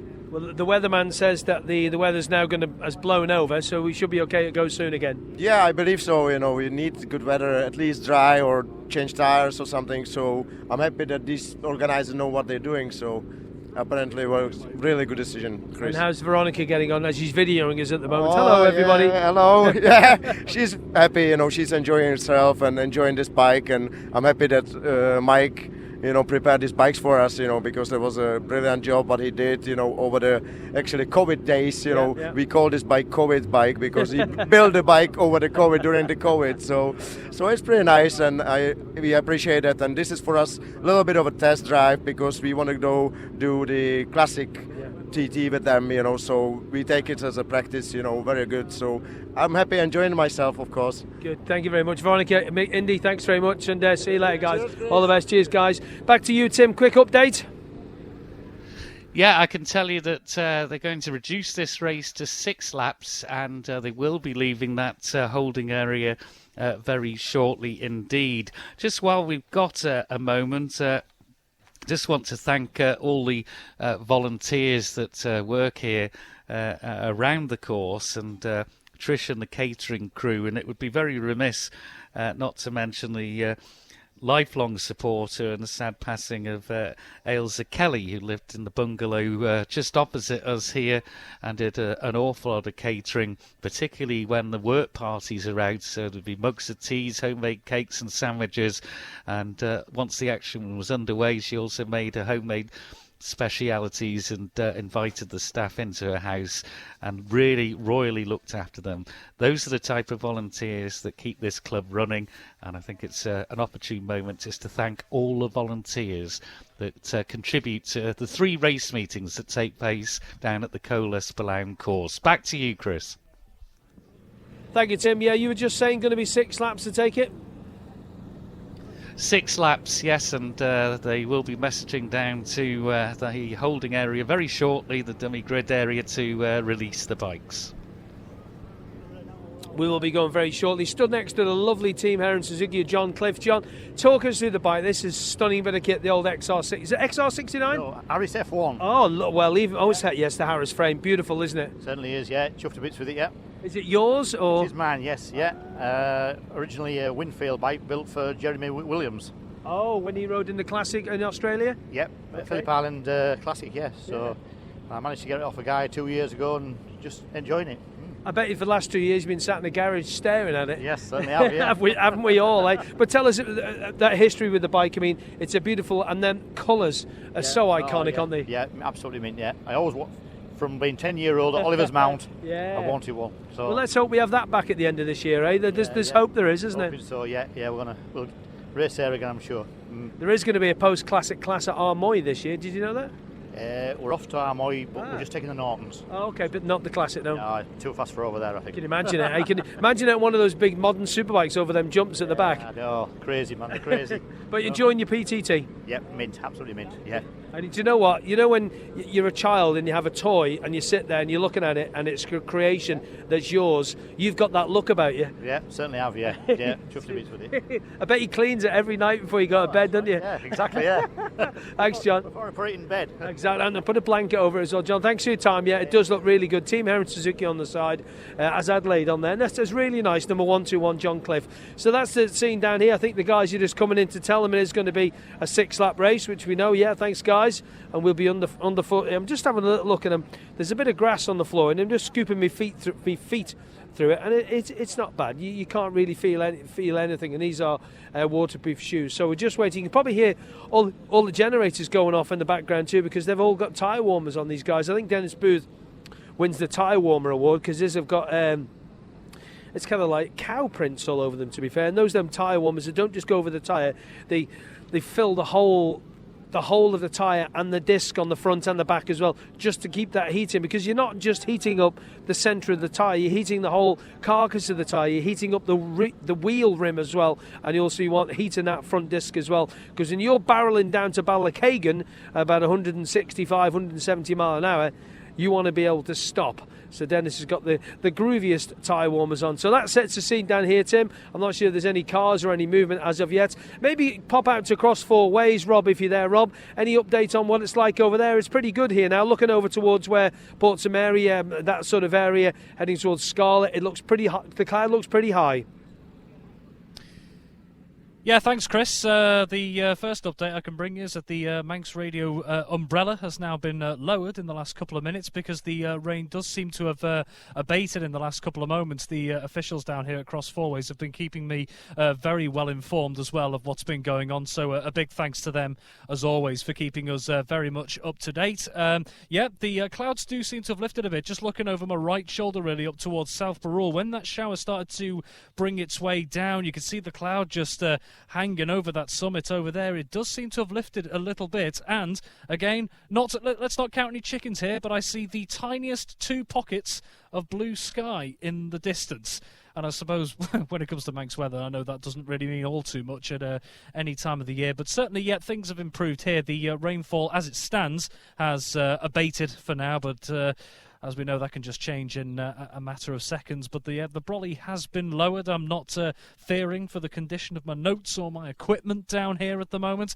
Everyone's stuck around. I think we're all just waiting for further instruction. Everyone waiting very patiently here. But looking out on the track, actually, just with my naked eye as well, it does seem to be that even the speckles of rain that have dropped on there in the last few minutes or so while we've been waiting seem to have started to dry off already. But I'm no rider. I think it's very fair to point that out. I'm sure the riders will possibly have a very different aspect. They're the ones out racing on it at the end of the day. And it is, just listening to how they've had to manage it. You talk about that break that was over in Park Ferme over there whilst they were awaiting a decision on this delay. It must be an incredibly difficult balancing act to try and get that right, because ultimately, of course, the safety of the riders comes first, and it is the absolute top priority. So I think if there are any doubts, you certainly don't want to be taking any chances in this game. But as it stands, yeah, things looking a little bit more positive weather-wise. If there are any changes, of course, we'll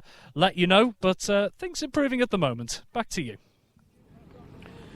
Yeah, I've just been told by the organisers down here, Tim, if you can get that confirmed up at Race Control, 2 warm-up laps and a 5-lap race, if you can find that information out for me, that'd be much appreciated, because we obviously said it was going to be 6, but a couple of the officials around here walk around telling the guys to get going. Is that 2 and 5, Tim? Can you check on that for us?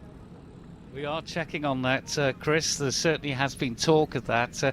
They've got a very limited window here because they're trying to get everything clear by about 3:15 for the schools that are not on a bank holiday or off. They're actually in, so they don't want to overlap with the schools' pickup times. So it's going to have to be squashed in some way or another. But the word I've got is that it is still 6 with a reduction of 1 lap. But if they do 2 warm-up laps, it will be reduced to 5. So that discussion's still ongoing, but they are keen to get on with things. All right, Tim, thanks very much for that. Yeah, Andy Saylor's just here. He's maybe going to have a word with Brian Clark as well. But Brian has got his gears back on, but let Andy just checking the tyre pressures on his machine on the ZXR 750. Seems happy enough. We're going to be going very shortly. And the officials are just wandering around. You're just giving them just casually with information. No panic at all down here.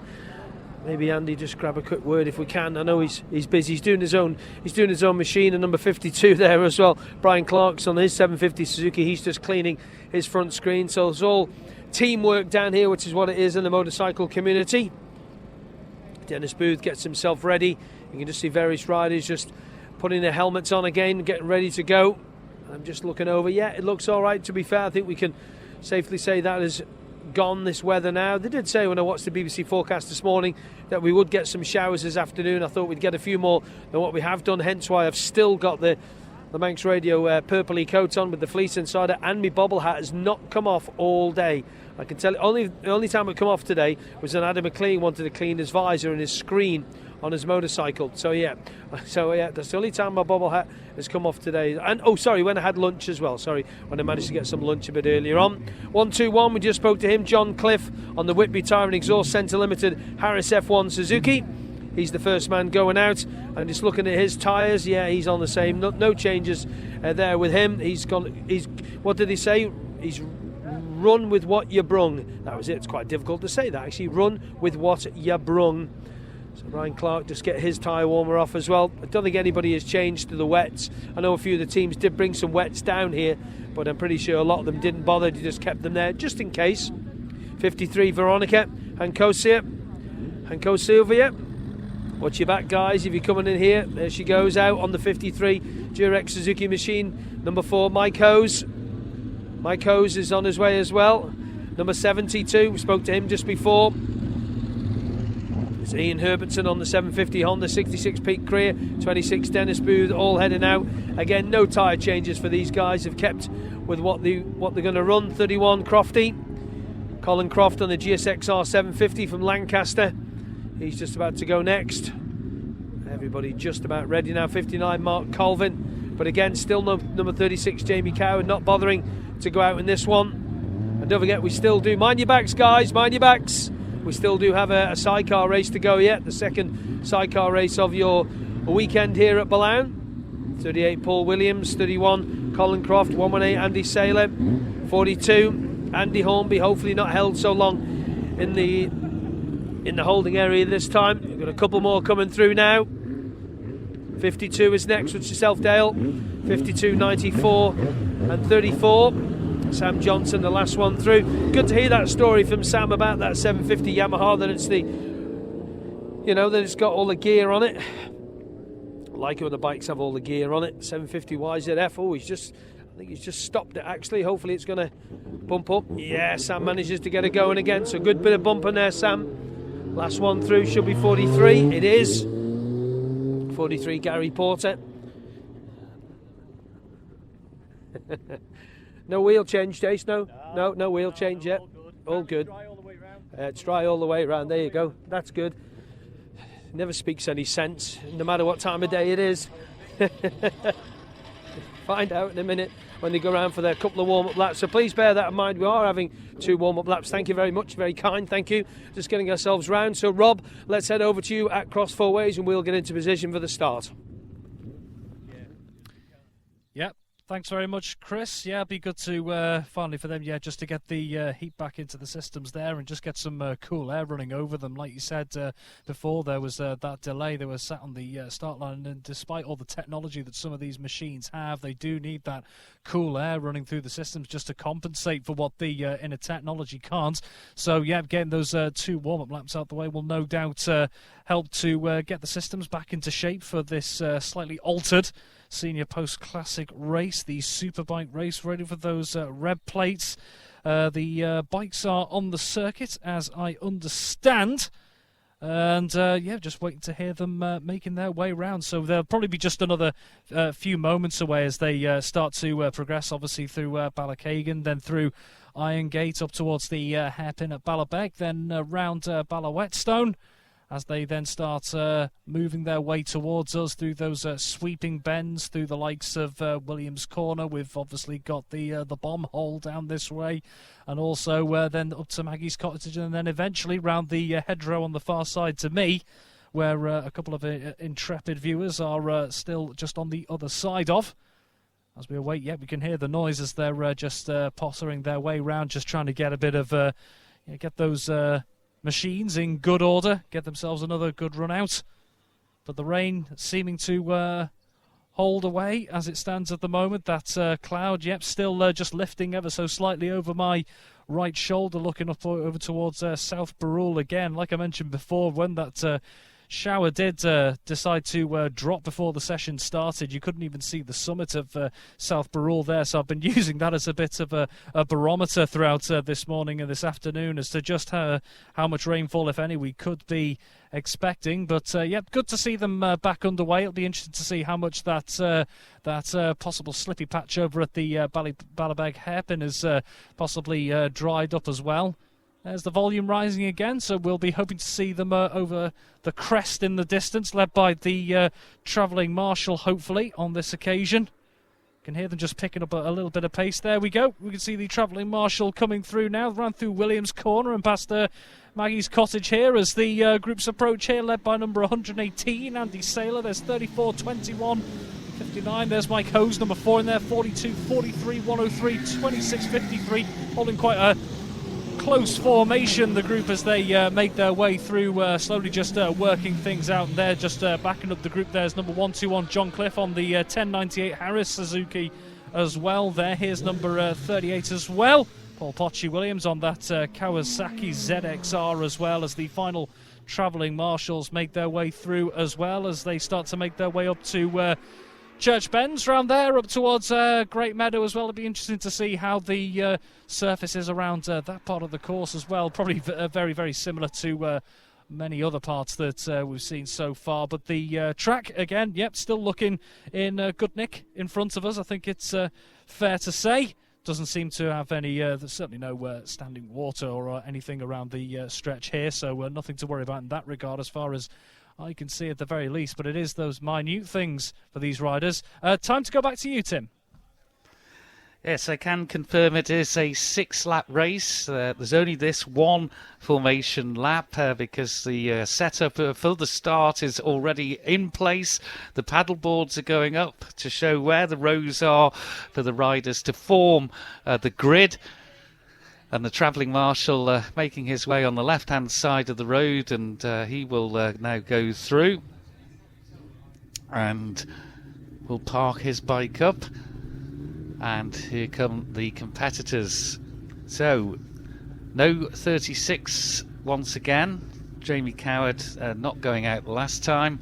So Andy Saylor, 118, is there as the effective pole position, with the other bike on the front row, number 59, Mark Colvin. Paul Potchy-Williams, there's no one in front of him now with the withdrawal of Jamie Coward, so he's the first on the second row. Then it's Joe Yeardsley, number 21, and number 34, Sam Johnson. So the officials just about made their way to the back, and we look up to see the green flag being waved, and it is, so engage in gear, and look at the lights. And that's a good start by 38. Let's go to Chris Kinley. Oh, now you're talking. Here we go. Who's got the good start? It is number 38, Paul Potchy-Williams. 21, 118, then 4. So Paul Potchy-Williams, number 38, gets the whole shot, Tim. Yeah, we've just got a couple of bikes that have collided. I think everybody's okay, though. So there's a stationary yellow here, 59 and 34, but all okay. So a bit of a coming together at the very start of this race, the for-hire senior post-classic race. So it's 6 laps, just to confirm. 6 laps. And the lap record, Jamie Coward, 106.251 miles per hour. So further back, the third row was Mike Hose, bike number 4. Then it was 79, Mark Herbertson, and 77, Mikhail Dukopol. And the fourth row was 43, Gary Porter, 103, Neil Champion, and 42, Andy Hornby. So just a few running repairs going on here, but the flag is now in. Let's go out to Cross Four Ways and Rob Pritchard. Yeah, thanks, Tim. We've seen that with Paul Williams, haven't we? That Kawasaki ZXR does seem to be picking up a fair bit of pace in the practice and qualifying session through these first few sectors, and we're expecting to get them to come through to us a fair bit more speed here through Maggie's Cottage. Here he is, number 38, Paul Williams, leading ahead just about a second or so ahead of number 118, Andy Saylor, from number 4, Mike Hose. And then number 21, the newcomer, Joe Yeardsley, in there as well. 26, 103 and 43, the next trio to make it through. And here's number 42, there's Andy Hornby on the 750 Suzuki. And number 31 as well, there's Colin Croft, also on a 750 Suzuki, the GSXR 70. 121 and 53 looks to go on the inside of 94, didn't quite get the angle. 52 and 66 now through as well. 66 just at the back there, Peter Creer on the Suzuki GSXR as well. So it's looking like just pulling a little bit away there, Paul Williams up in that first place as it stands. So he's backed up his good start early on as well by keeping that pole position as it stands from number 118, Andy Saylor. But there's really not too much in it. The front two are certainly not too spread out from the travelling pack behind them. Back to you, Tim. Yeah, leader just into view now, and it is number 38, Paul Williams, ahead of number 118, Andy Saylor. There's number 4 and 21, so Mike Hose is in third. 21 is Joe Yeardsley, he's in fourth, overtaking there. 26, Dennis Booth got ahead of 103, Neil Champion. 43, Gary Porter is through, as is number 31, Colin Croft. There's 70, Ian Robertson. John Cliff and Veronica Hansakuva are through 2, as is 94, Gordon Clark, and 66, Peter Creer. And there's the travelling marshal through. So 38, Paul Williams leads by nearly 2 seconds, 1.963, And then it's a gap of around 3.5 seconds back to number 4, Mike Hose. Andy Saylor, number 118. And a great clear-up operation. The two riders seem perfectly okay too, which is really good to see here after that little bit of a collision at the start. So it is Williams that leads ahead of Saylor and Hose. 4th is 21, Joe Yeardsley. 5th is 26, Dennis Booz. 6th is 103, Neil Champion. And remember, of course, this is just a 6-lap race now. 6 laps, not the original 7. Let's go to Rob Pritchard at Cross Four Ways. Yeah, thanks, Tim. Let's see if any of the gaps have widened or shortened as they make their way down. And here he comes, number 38, Paul Williams, has opened up a little bit more of a gap as he makes his way around the hedgerow past Baggins Cottage to number 118. Andy Saylor here about a second to a second and a half behind as they both go through Corners Cottage by my calculations. Here's number 4, Mike Hose, up into 3rd place, but right on his tail, number 21, the newcomer, Joe Yeardsley, just as he took a slightly wider line as they rolled their way up to Church Bends as well. Now number 26 coming through, that's Dennis Booth on the Kawasaki ZXR, 103 and 43. About 2 bike lengths between them as they make their way through, followed by number 42. That's the newcomer Andy Hornby on the Suzuki as well. And number 31, the next round, Colin Croft on the Suzuki GSXR as well. So Mike Hose up into 3rd, of course, but certainly Joe Yeardsley giving him an honest outing here at this point. 70, 121 and 53 make their way through. Veronica Hankasieva, the last of that group, then 94 and 66. Peter Creer at the back of that one. Back to you, Tim. Thank you, Rob. And here is our leader. 38, but here's second. So it's 2.5 seconds the lead now. Paul Williams, 38 ahead of 118. Mike Hose is coming under a little bit more pressure from Joe Yeardsley there, about 0.4. The difference between 3rd and 4th, but it's number 4, Mike Hose, who's in 3rd, and it's 21, Joe Yeardsley, who's in 4th. 5th is number 26, Dennis Booth. 6th, number 103, Neil Champion. And 7th is number 43, Gary Porter. 8th, 42, Andy Hornby. 9th, number 31, Colin Croft. 2.5 second lead then for Paul Williams over Andy Saylor. 100.041 miles per hour on lap 2. Number 70, Ian Robertson's in 10th. 11th is John Cliff. Veronica Hansikova is in 12th. 13th is number 94, Gordon Clark. And 14th is Peter Creer. And then that's the last of the bikes through. In 15th, number 52, Brian Clark. So Paul Williams it is who has the advantage, but nothing is set in stone yet, because 118 Andy Saylor just 2.5 seconds back now in second. And then there's a bit of a gap then to 3rd place for Mike Hose. Let's go to Rob Pritchard at Cross Four Ways. Yeah, we could just hear that noise heading over the horizon in the distance, looking past and just see the first Hoven into view as they barrel their way through his cottage here, and it's actually number 118, Andy Saylor. He's the first one through here as he makes his way around Corner Cottage. No sign of Paul Williams there, but here's Mike Hose, number 4, with plenty of pressure on him behind, just a bike length in it as Mike Hose goes through number 21, the newcomer Joe Yeardsley, snapping at Mike Hose's heels as they both roll their way up to Church Bends as well. So here across Four Ways, it's number 118, Andy Saylor, that's at the front of the pack as it stands, as number 26 comes through. That's Dennis Booth of Ballymena as he barrels through as well. Here's number 43, Gary Porter. Number 103, Neil Champion. Number 42, and that is Andy Hornby as well. So the trio there in quick succession. So it's Andy Saylor up in front there. Mike Hose, number 4, up into second, but followed very, very closely by the newcomer with some impressive speed out there is number 21, Joe Yeardsley, as they head their way into the latter part of the course there, as we can see the final members of the pack making it through. It's time to go back to you, Tim. Yeah, and here's our new race leader with Paul Williams going out. Andy Saylor takes the lead.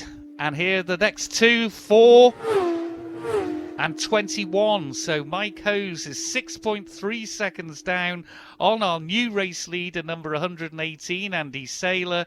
And then there's about 0.8 of a second that Mike Hose in second has the advantage over number 21, newcomer Joe Yeardsley.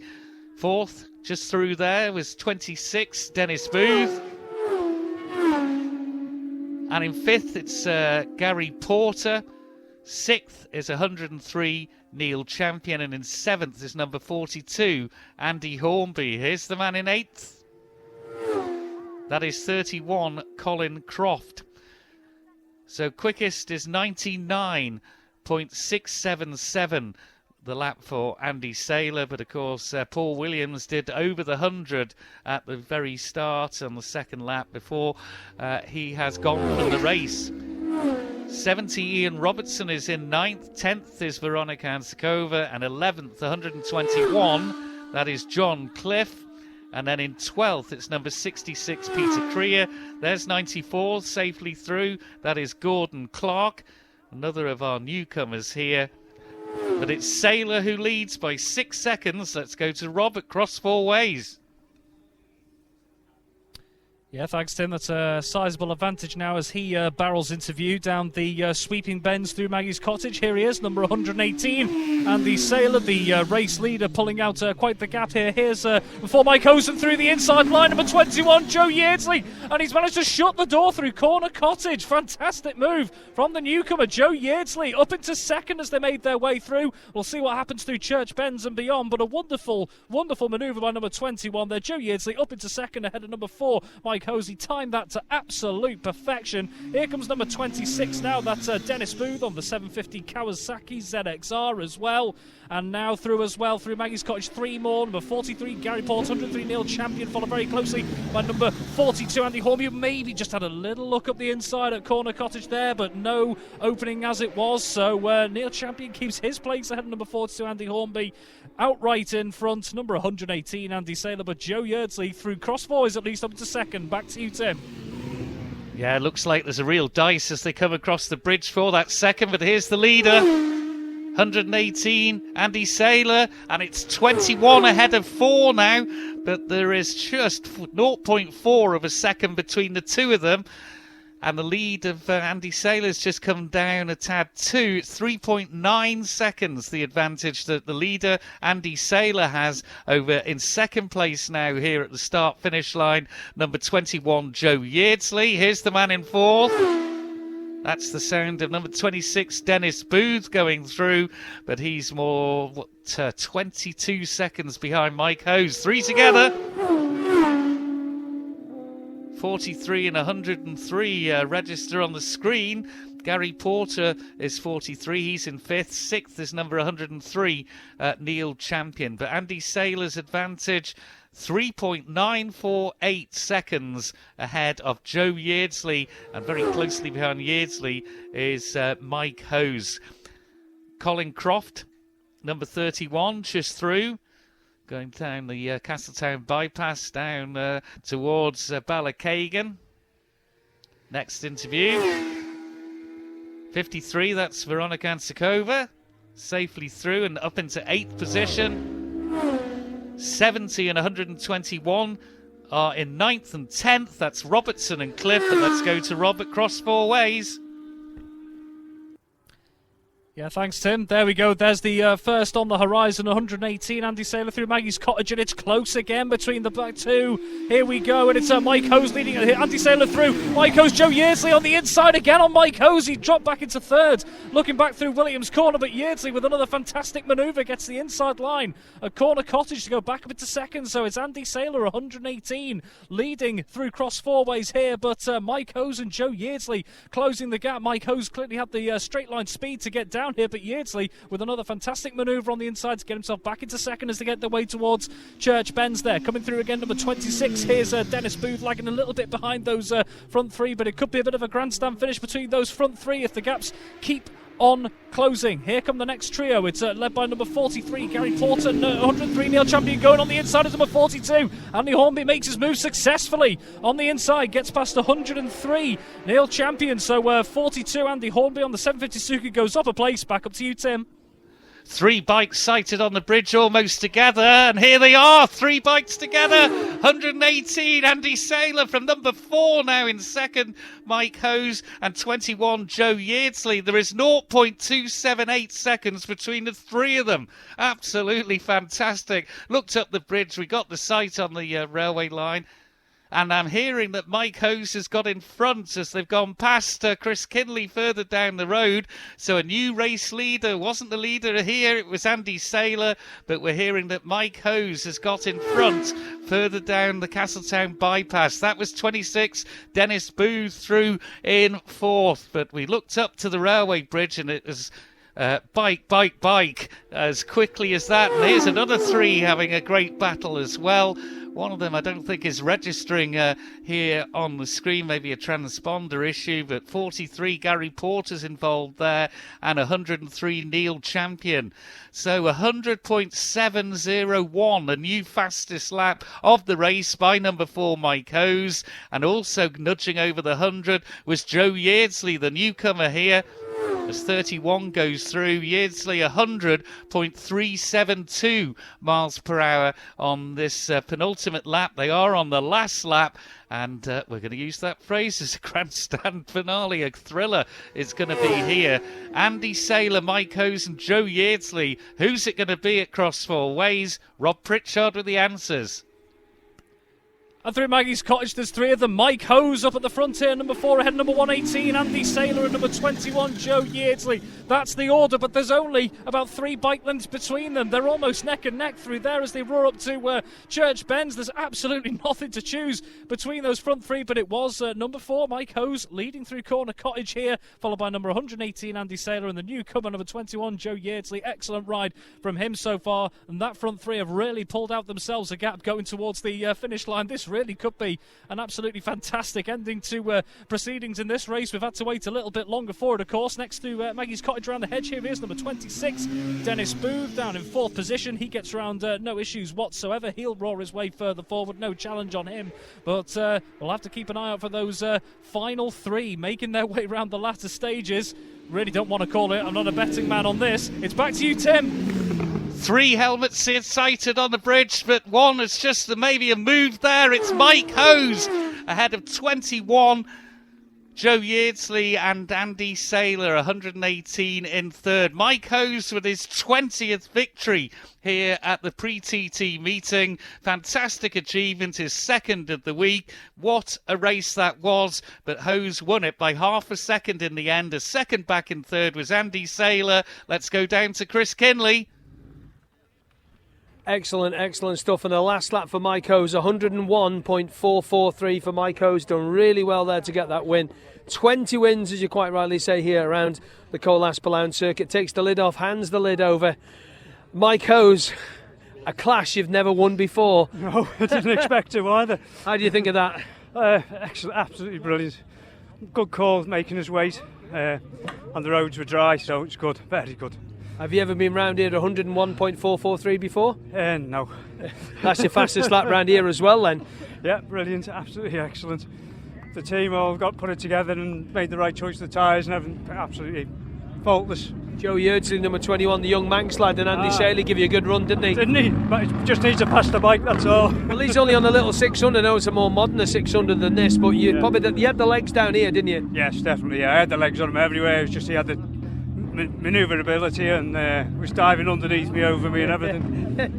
The temerity of youth, hey? Aye. We all had that once, but 20 wins around here. I think you're going to go home happy, you and the guys, aren't you? Definitely. Fantastic weekend. Well done, Mike. Thank Brilliant you. stuff. Keep that moat in your head, 101.443. Brilliant. What do you reckon about that, team? 101.4, happy? Made up, they say. Well done, Mike, well done. Cheers. What was the gap between... what was the gap between Mike and Joe Yeardsley at the end there, Tim? Can you give us that info? Yes, I can. It was 0.578 seconds. Oh, half a second. Well, young Joe, how was that then? First time round Ballown. Dyson with Mike Hose and people like that. I can't believe it, to be honest. We just set out. The main aim of this weekend was to get some track time for the Southern and the post-TT, and we're always going to be on the back foot up against 750s, but I just can't believe it, to be honest. It's the most enjoyable race I've ever done in my life, and following people like that, you learn so much more as well, because they pull you along.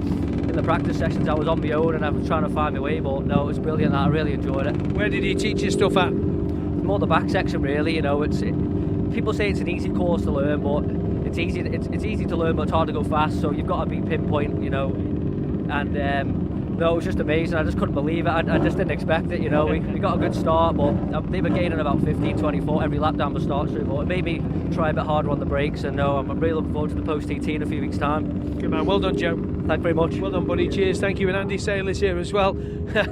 Andy looks absolutely puffed in. Yeah, I'm a little bit jiggered after that. Jiggered, that's a good word. You and Joe and Mike having a good run. Yeah, we made a bit of a bad decision with the tyres. We put a wet front in an intermediate rear. By the time we went back out, bone dry. And after about, I don't know how many laps, he was just letting go on the front all the time. I nearly ended up with the edge out of Bala Whetstone, and I just thought, Jesus. And then all of a sudden, Michael's come out of nowhere, and I thought, yeah, I get it. But no, I'm just glad to be back. It's a great meeting. I'm glad we're back on the island as well. So, really, really good event. Well done, and you can go and de-jiggy yourself for the pint. Thank you. Thanks Chris. Andy. Cheers. Good man. Thank you very much. Now, you will hear in the background we've got the sidecars ready to go. So we're just waiting for the sidecars to go clear. Then we'll do the presentation. The 4 hire guys are going to let the sidecar goes first. Richard Curfey from For Hire is here, Tim. So yeah, excellent race. And somebody did say to me that it looked like Andy Saylor had put a wet on the front, and he has put a full wet on the front, Inter on the back. And I say after a couple of laps, 3 or 4 laps, you heard him say now, and we were talking about it, it is just going to squish and it's just going to roll about. But massive disappointment. I think you had an insult on the line there, Tim. 2 riders. One of them was, I think, Mark Colvin, was it? 59?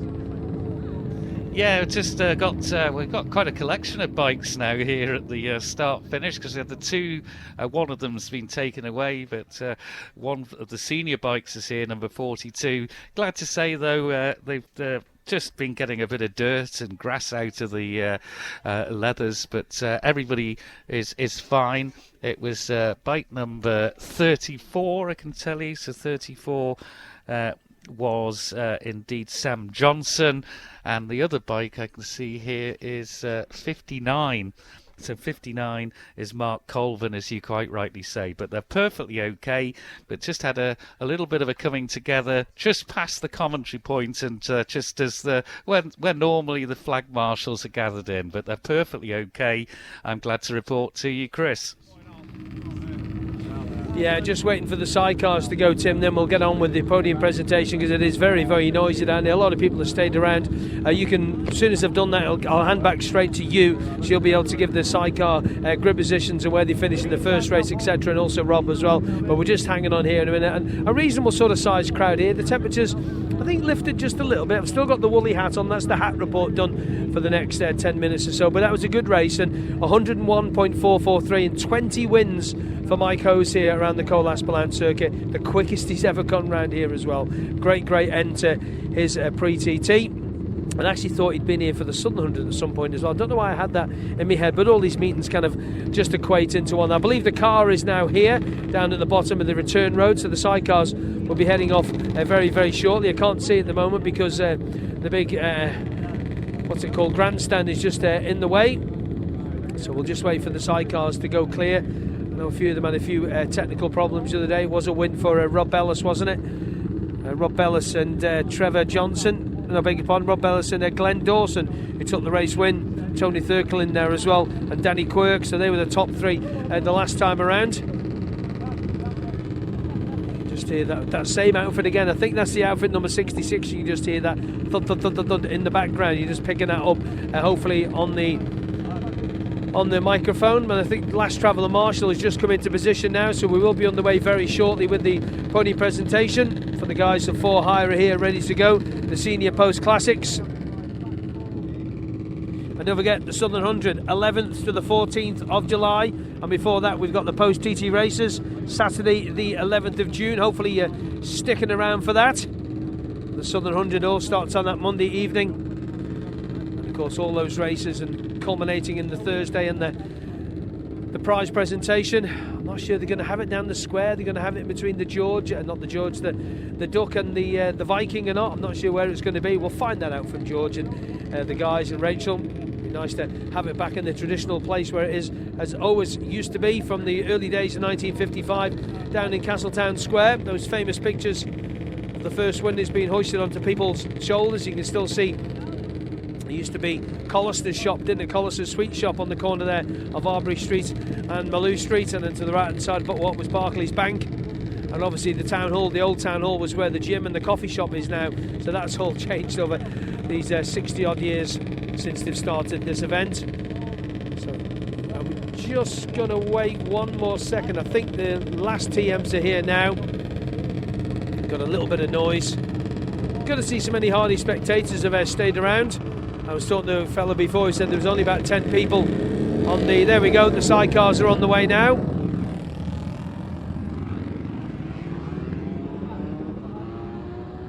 So ladies and gentlemen, this is the podium presentation for the For Hire Senior Post Classic Race. Thank you to the guys again for For Hire for sponsoring the events. Thank you. That's Richard Curfey. Thank you, Richard. Off you go. Give him a round of applause, folks. Thank you. Third place, number 118, Andy Saylor. Second place, 21, Joe Yeardsley. And his 20th win around Ballown, the Colas Ballown Circuit, the Pre-TT Classic, for Mike Hose. So well done to our front three. Well done to Andy, well done to Joe, and well done to Mike. Tim, we'll hand it to you for the sidecars. Thank you very much indeed. Yeah, just very quickly, the winners of the race one are on pole. That's Bellis and Dawson. And then it's second row of Lissaman and Child and Quirk and Weston. Third row in the middle will be Thurkel and Johnson. And then the fourth row is Booman and Clinker alongside Dawson and Sims. Well, everybody's getting ready with the paddle boards and the signage, and the officials are down ready to do their technical inspections and make sure everyone's in the right place. But in the meantime, just to see the three-wheelers around at Cross Four Ways, let's cross out there now to Rob Pritchard. Yeah, thank you, Tim. Just waiting to see those sidecars hove into view in the distance there. Just hear them making their way round up towards Ballawhetstone as well, and they'll be roaring their way through. Be interesting to see with Rob Bellis and Glenn Dawson putting in some imperious speeds and times over the last couple of days as to who might be in the mix to catch them. You'd certainly put Danny Quirk and Dylan Weston in there at number 5 on the Bellis Vincent, but also just keep an eye on possibly number 2, Tony Thurkel and Trevor Johnson on the 1070 BMW NRE as well. If they can replicate the late charge they made in the first sidecar race a little bit earlier on, they might be out there to maybe give a bit more food for thought for the front runners here. And here comes the travelling marshal, number 4, Rob Bellis and Glenn Dawson. Number 47, there is Mark Lissaman and Rob Child. Number 5, 2 and 51, 46, 97, 56, all through as well in quick succession. And there is number 21, Stefan and Thomas Petrizo, followed by number 10, and that's Wally Saunders and Bob Doughty on the 980 MR equipped BMW. Both of them from German and Douglas, respectively. And a bit of a gap before number 8 arrives. That's Greg Lambert and Andrew Haynes on the Imp. And number 66 here. There's just a stop here, actually, in fact. It's been way past the yellow flag is out. Just a bit of a stoppage here from number 8, Greg Lambert, Andrew Haynes. All is well here. Just a bit of a stop in the road, maybe just a mechanical issue, and also a stop here for number 40, and that is Jose Nobre and Paolo Lavarino. All is well, just clearly just coming to a halt here as both crews are looking to just roll them out of the way as all the other teams made their way safely past here. So the yellow flags have come out just temporarily as they can move themselves as the rest of the travelling pack make their way towards the start line. There go the two crews, just very casually and smoothly, just pushing them into the side area, well out of the way. Just looked like just a bit of a mechanical thing for number 8 there, Greg Lambert and Andrew Haynes, and also stopping in behind, as I mentioned, number 40 is Jose Nobre and Paolo Lavarino, the French pairing as well. They've just moved things into the side. But it is time to hand back to you, Tim. Yes, so 2 additional non-starters then, 40 and 8, as Rob's been telling us. The others in the programme, pages 48 to 49, are numbers 3, 17, 69 and 72. So the paddle boards are up with the number of each row, and the officials as per usual, technical officials and the start line officials just checking that everything is correct with the crews and with the machines. Of course, they've had to go through scrutineering, but as we were seeing in the last race, they can overheat a little bit and not be quite right, and sometimes you can just spot a little error. So it is number 4 that's in pole position, the winners of the first race, as we get ready for this three-wheeling Sidecar Race 2. Number 4, Bellis and Dawson. Behind them, it's Lissaman and Child and Quirk and Weston. And it's just about getting ready to go. You can hear the revs going up. The lights are being watched. Once the lights are out, they're underway. And it's a good start from our race leader. Let's go down now to a bit of an incident. Chris Kinley. Yeah, just having a little look at that, Tim. I think everything's okay. I actually missed what was happening at the front there, because I don't think it's number 4 that's got ahead. Number 66 and 7 and 29. They're all okay, but just at the front there, it did look to me like number 4, Rob Bellis, who won the first race, was back in about 4th or 5th position. Tim? Yeah, we just had a couple at the back that seemed to come locked together, and I thought they were going to come into the fencing on this side, but gladly they've managed to separate and get away, but the fairings were certainly more than just touching as they went through on that occasion, as the former long-time flagman here, Alan Reid, just making gestures about just exactly how close all that was at the back. But yep, it is Bellis and Dawson, not got the best of starts, but they look to just have a little bit more than the other crews in the practice sessions and in the other racing. And it's great that we've got competitors that come from across, but we've got competitors from Belgium and from France and from Netherlands, from Austria. Really good to see indeed, and a bigger field than we've had in the sidecars for a long time. Well, certainly the last 2 starts here at the start-finish have been a rather spectacular, to say the least. Let's go out to Rob at Cross Four Ways. Yeah, we'll see what's in store over here, as we could just hear them winding their way down through Ballawhetstone as well, just waiting to see who comes into view first. And we have just seen the first cars making their way down to Williams' corner here, one just pulling ahead ever so slightly, and it's number 47 that leads the way, and that's David Lissaman and Rob Child, and then number 5, 56 on the inside, and 2 as well, 97, 46, 21 and 10. Making their way through as well there. So it was number 47, David Lissaman and Rob Child on the 1070 JPR BMW who lead through Cross Four Ways here. It was a very tight-knit, lovely manoeuvre as well. Number 56, Marvin Vermeulen, and Zhou Khan, the Dutch newcomer as well, on the Triumph Vermeulen. Here comes number 29, it's Adam Pope and John Christopher, followed by number 7, that's Tony and Sarah Bannister, the 2 Triumph Thunderbirds coming through one by one, followed by number 66 at the end of the pack here. That's Albert Kruppel and Teresa Kammerlander, the Austrian duo, leading at the back of the pack. So going through Cross Four Ways, it was number 47, David Lissaman and Rob Child, leading through there as they make their way up through Church Bends and start rattling their way towards Great Meadow as well. But it's thrown the cat amongst the proverbial pigeons, I think it's fair to say, on the first lap here. And just coming into view now, here is number 4. Oh, there's no time for that. Back to you, Tim. Yeah, he's well down, so got an awful lot of work to do. 3-4 bikes into view, and a manoeuvre into third. Whoa, they were close together, 56 and 2 there. My word, the adrenaline's flying here, but it is 47 who leads. That's Lissaman and Child. In second, it's number 5. That's Quirk and Weston. And the gap between them, just 0.3 of a second. And then it was bike number 56. 56 is Vermeulen. I'm pretty certain that is the case. Yeah, Marvin Vermeulen and Johan. He's in third with number 2, and 2 is Thurkel and Johnson. They are in fourth, but Johnson was trying to get ahead as they went down the Castletown bypass. In fifth, it's number 97, and that is Bob Dawson and Matthew Sims. Sixth is number 46. That's Andy Nourish and Mikael Lieflang. In 7th, it's number 21. 21 is Stefan Petrozot and Thomas Petrozot. And in 8th position, it's number 10. Number 10, of course, is the old campaigner Wally Saunders and Bob Doughty. But there's certainly plenty of action. Number 4, Rod Bellis, and the previous winners, I'm not sure whether they were going to continue, but they're right at the back. Bellis and Dawson, as they've gone through in 13th position this time around. But it is number 47 that leads by 0.3 of a second. And it's extremely close because it's less than a second back to third.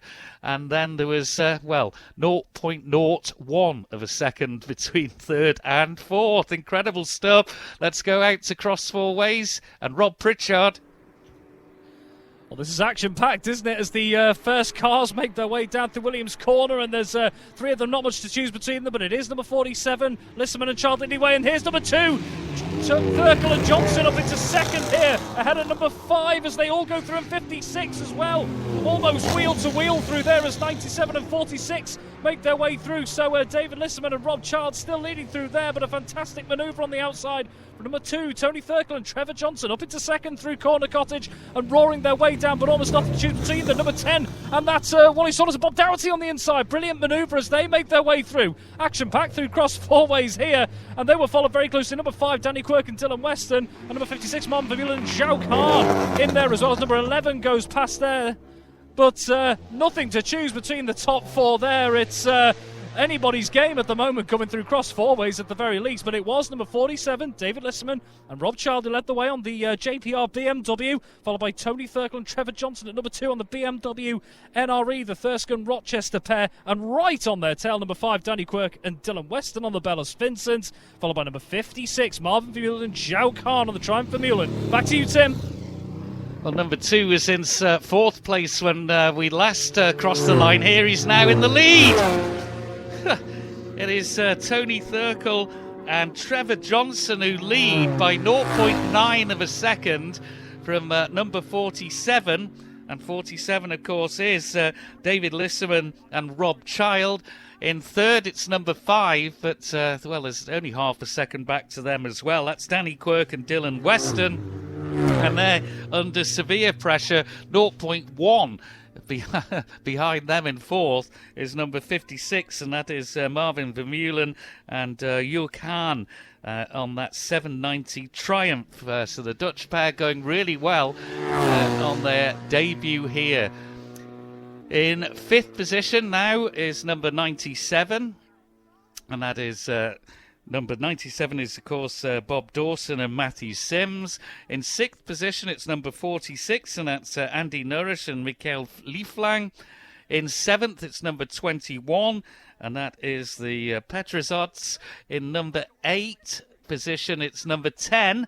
Number 10, they're having a good little run out there today. Wally Saunders and Bob Doughty. And 9th is number 11, and that is Mike Cookson and William Morley, and 12th, 11th just through as well. 10th is now up into 10th, number 4, that's Rod Bellis and Glenn Dawson, so they're still circulating and up from 13th to 10th, but they've an awful lot to do. 11th is number 29, Adam Pope and John Christopher. Let's go to Cross Four Ways and Rob Pritchard. Well, I'm certainly not going to be guessing who's coming over the crest of the horizon next. I really don't want to, and I'm glad I'm not a betting man in this game. Just looking through as they come through where Maggie's Cottage. It's number 5, Danny Quirk and Dylan Weston lead the way from number 47, and then 56, and number 2, Tony Thurkel and Trevor Johnson. They've dropped all the way down to 4th there, so Danny Quirk and Dylan Weston on the Bellas Vincent. They lead through Cross Four Ways from number 47, David Lisserman and Rob Child.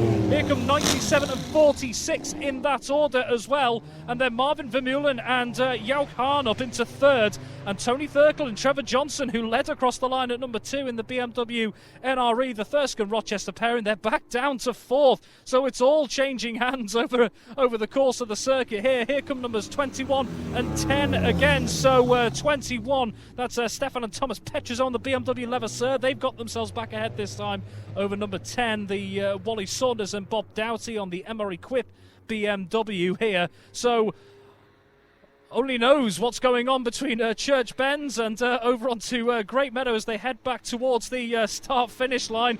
But I certainly don't want to be counting any chickens as number 11 comes through. Mike Cookson and William Morley. Back to you, Tim. Yeah, we've just seen a scutch of bikes crossing the bridge, and now they have interviewed. There's 4 of them all weaving across the road. 5, 2, 56, 47 is the order. So there's been a different leader every time, and they're on the last lap. So it is now Danny Quirk and Dylan Weston that lead, but it's 0.8 the advantage they have.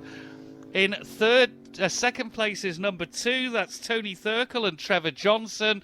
In third place, up into third, is 56, and that is the newcomers from the Netherlands, Marvin Vermeulen and Hugh Kahn. And fourth is number 47, and 47 is Lisserman and Child as the train heads away.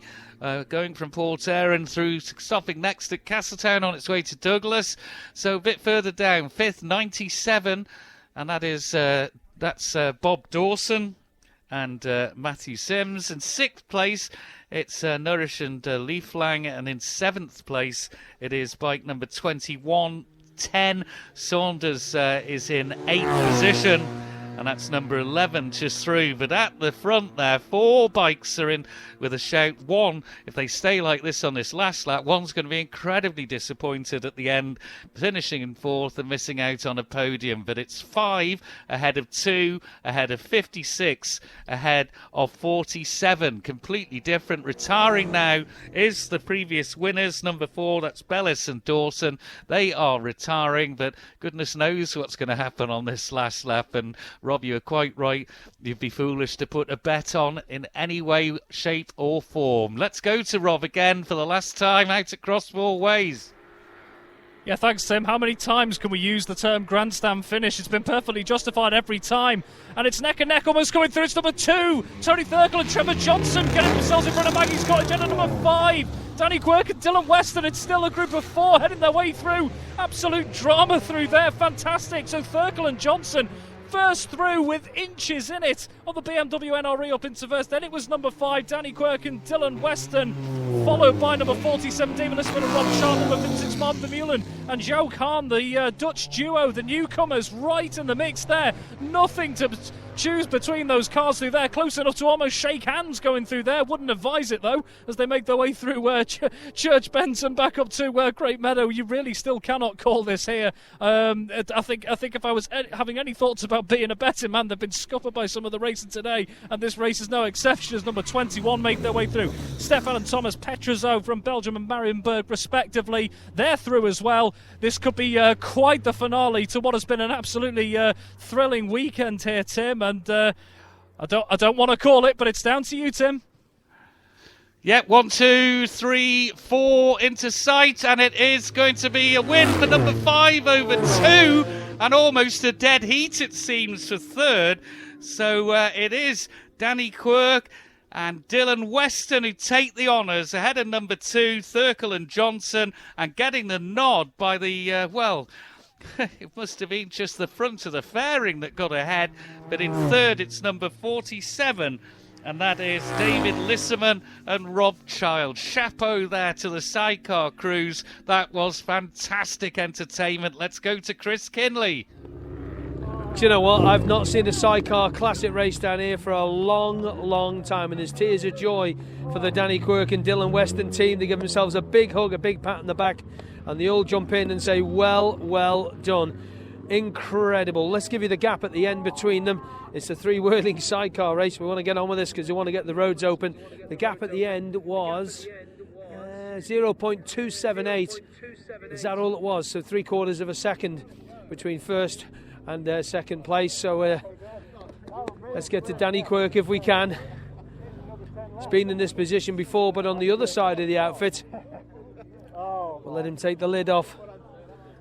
I don't think Dylan Weston can actually believe it. He just keeps saying, oh my God. But Quirky, that'll do, eh? That'll do, yeah. That was a hell of a race. All the spectators around here love that. That was hard. It's up in place a lot of times. I bet you were. Where and when? Everywhere. Tony came past a few times. Marvin came past. Lisserman came past. Oh, it's mint that, yeah. Yeah. You were going to ask me a question then, what was it? I was going to ask what happened to Rod, but... Yeah, Rod went out early doors. I think he got caught up with a couple of people on the line, and then when he came through after the first lap, sounded like he was running on about 3 and a bit. Oh, right, that's a shame. Because if he did, you were waiting for him, weren't you? Well, we didn't get as good a start as on Saturday, and give us a bit of work to do, but it worked out okay in the end. Certainly has. Look at the big smile on his face. Dylan, how's that then? Just watch your lid in case anybody kicks it. Amazing. Couldn't believe it. You were just sat there when we came in, you were just crouched underneath, just trying to take it in. You were only won by about a couple of hundredths of a second in the end. I was looking behind all race, and it was a battle for first between 4 bikes, and yeah, unbelievable. I'd just like to say a big thanks to Dick here, Jane, my brother, everybody who's helped me get around this circuit, and first time here. Unreal. Yeah, thank you very much. Have a beer. I will do. Good man, cheers. Tony Thurkle got second place with Trevor Johnson in the chair. We'll grab Tony if we can in a minute. Wherever Tony is over here. There's Trevor. Okay, Trevor, that was fun. Yeah, a bit of excitement. A bit? Yeah. Well, there was 4 of us playing. And you got to play, haven't you? Yeah, you got a grandstand view of it. You were looking behind, seeing what sort of moves we made. Some good moves.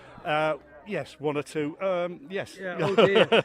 As Derry Kiswick would say, is the purple helmets, trouser clenching moments. Oh, you could say that. It was good fun though. Oh, very good. Yeah. We were all hoping you were going to get the win, Tony, though. Oh God! Try, boys. If I hadn't missed a gear, that was it. Oh, would you miss a corner over there? And I went and then Danny just snuck past and couldn't get. Hey, that's the future. It is. Show Kids, yeah. How much longer can us old sods keep going?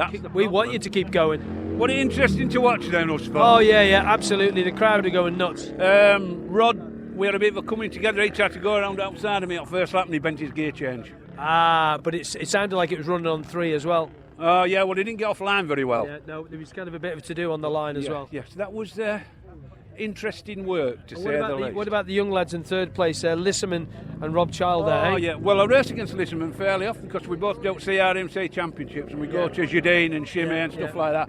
And we've had some right battles. We've had some right good days, haven't we, Dave? Yes, it's every time, every race we're all stuck together. Talk about literally sometimes. Yeah, talk about the first race. Well, I just got a bit over ambitious. Ambition overcome ability, but we made up for it, I think, this time. So. Did you enjoy that 4-way battle? I was amazing. I mean, that's what everybody comes here for, isn't it? So you can't ask for more than that. And to do that sort of thing on the roads, it's not a circuit, is hard work. It's really hard work, and you've got to have real trust in the people you're racing with. Look at the experience around. You know you're going to get good experience. And even Quirky, even though he's a young lad. Yeah, well, that's it. I mean, we're the newcomers, really. So, although a bit older than Danny, but you've got to have trust in everybody. And there's some great boys out there and great racing. It's proved it today, hasn't it? So, well done. Thank you. Thanks, David. Thanks very much. And we'll speak to Rob Child again. Rob, you got a grandstand view of that. What about it? Yeah, mega. Any one of us 4 could have won that. Literally. Was overtaking lap after lap. Every corner was a different place and a different person in front of us. And yeah, we just out-dragged the Dutch boys just coming onto the start-finish line by maybe a wheel length or something. So yeah, it made up for Saturday's mishap, didn't it? Oh yeah, a little bit of a hoo-hoo. What happened on Saturday? Just a bit overexcited? Yeah, just on the power a bit too early coming out of Ballabeg and we just hit the rector cell and it just spun us round and threw us out. So yeah, no damage really, just a screen and a bent gear lever. But no. And this makes up for it. Oh, absolutely. Best race I think I've ever been in that. So, yeah, it's mega. Well done. So, thank you very much. Thank you. Well done, bud. Cheers. Enjoy it.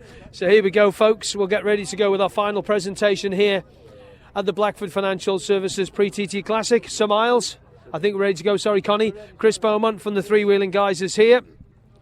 Hopefully, let's get the guys up. Guys, if you can come on up, please, for the presentation. That works. There you go. Ladies and gentlemen, let's get our 3 crews up on here, please. I'll hand back to you, Tim, in a minute to tidy things up. In third place, number 47, David Lisserman and Rob Child. Well done, guys. And as you can hear, the roads are open in the background. Second place for Tony Thurkle and Trevor Johnson.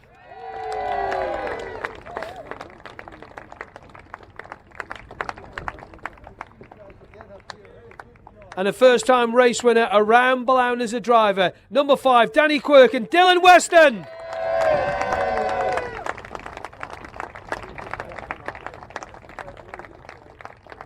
Well, I think you'll agree that's one of the best races we've had here all weekend. Well done to David Lisserman and Rob Child for third. Second place to Tony Thurkel and Trevor Johnson. And your race winners, getting the champagne and getting the garlands from Chris, from the three-wheeling guys, Chris Beaumont, Danny Quirk and Dylan Weston.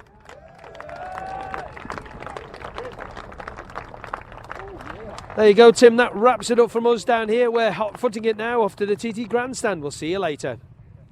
Thanks ever so much, Chris Kinley, for the sterling work he's put in over the 3 days of this Blackford's Financial Services pre-TT Classic Road Race meeting. Well, let's get the final thoughts and, what he thinks of racing down here at Boulogne as a commentator. He's done a great job out there, really has. Rob Pritchard. Yeah, thanks, Tim. I can honestly say, hand on heart, we've been absolutely blessed with some fantastic entertainment, haven't we? This is what we just love about road racing on the Isle of Man, and we've had to wait so long for it, but it is back, and it's been back with a bang as well, hasn't it? Some fantastic racing out here, and that sidecar race, that final lap, was just a fitting end to what's been such an entertaining weekend. Those 4 cars going through past Corner Cottage here with virtually nothing between them apart from millimetres at times here drew a big round of applause from the crowd round here, and why wouldn't it? It was an absolutely thrilling final race, and congratulations to the winners there, Danny Quirk and Dylan Weston, on what was such a hotly contested lap by lap account in that second sidecar race. I'd heard nothing but good things about the Boulogne course, the racers, the officials and all the fans down here, and it's certainly lived up to the billing from my perspective. A thoroughly enjoyable weekend down here, and let's hope for more of the same, I should say, in the racing to come. No doubt we'll have plenty more entertainment and surprises in store. But I must say, it's been an absolute pleasure to be down here on my debut on the Boulogne course, in place of course, Roy Moore, who has stepped away and done an absolutely unbelievable job in his time in this role. And as I said right at the very beginning, I know there are some very big boots to fill, but I've certainly done my best to try and get a flavour of what's been down here at Cross Four Ways. I hope you've been able to experience it as well. An absolute privilege, and hopefully see you again very soon. Back to you, Tim. You've done a sterling job, Rob. Well done indeed, and thanks very much for all your work. And what a day. One of the most exciting days of classic road racing that I've had the pleasure to commentate on down here. Really has been terrific stuff. Well done to everybody who's played a part, the marshals, the medics, the organising club, of course, Race Control, and down there at the clubhouse to Phil Edge, who so admirably looks after the media, but everybody involved, you know who you are. And a big thank you as well to the Manx Radio engineers for their work in setting everything up down here at the Coles Boulogne course. And my thank for their help as well here to Beth Espy and to Alex Brinley. And with that, it's been a breathless day. Let's head back to Broadcasting House.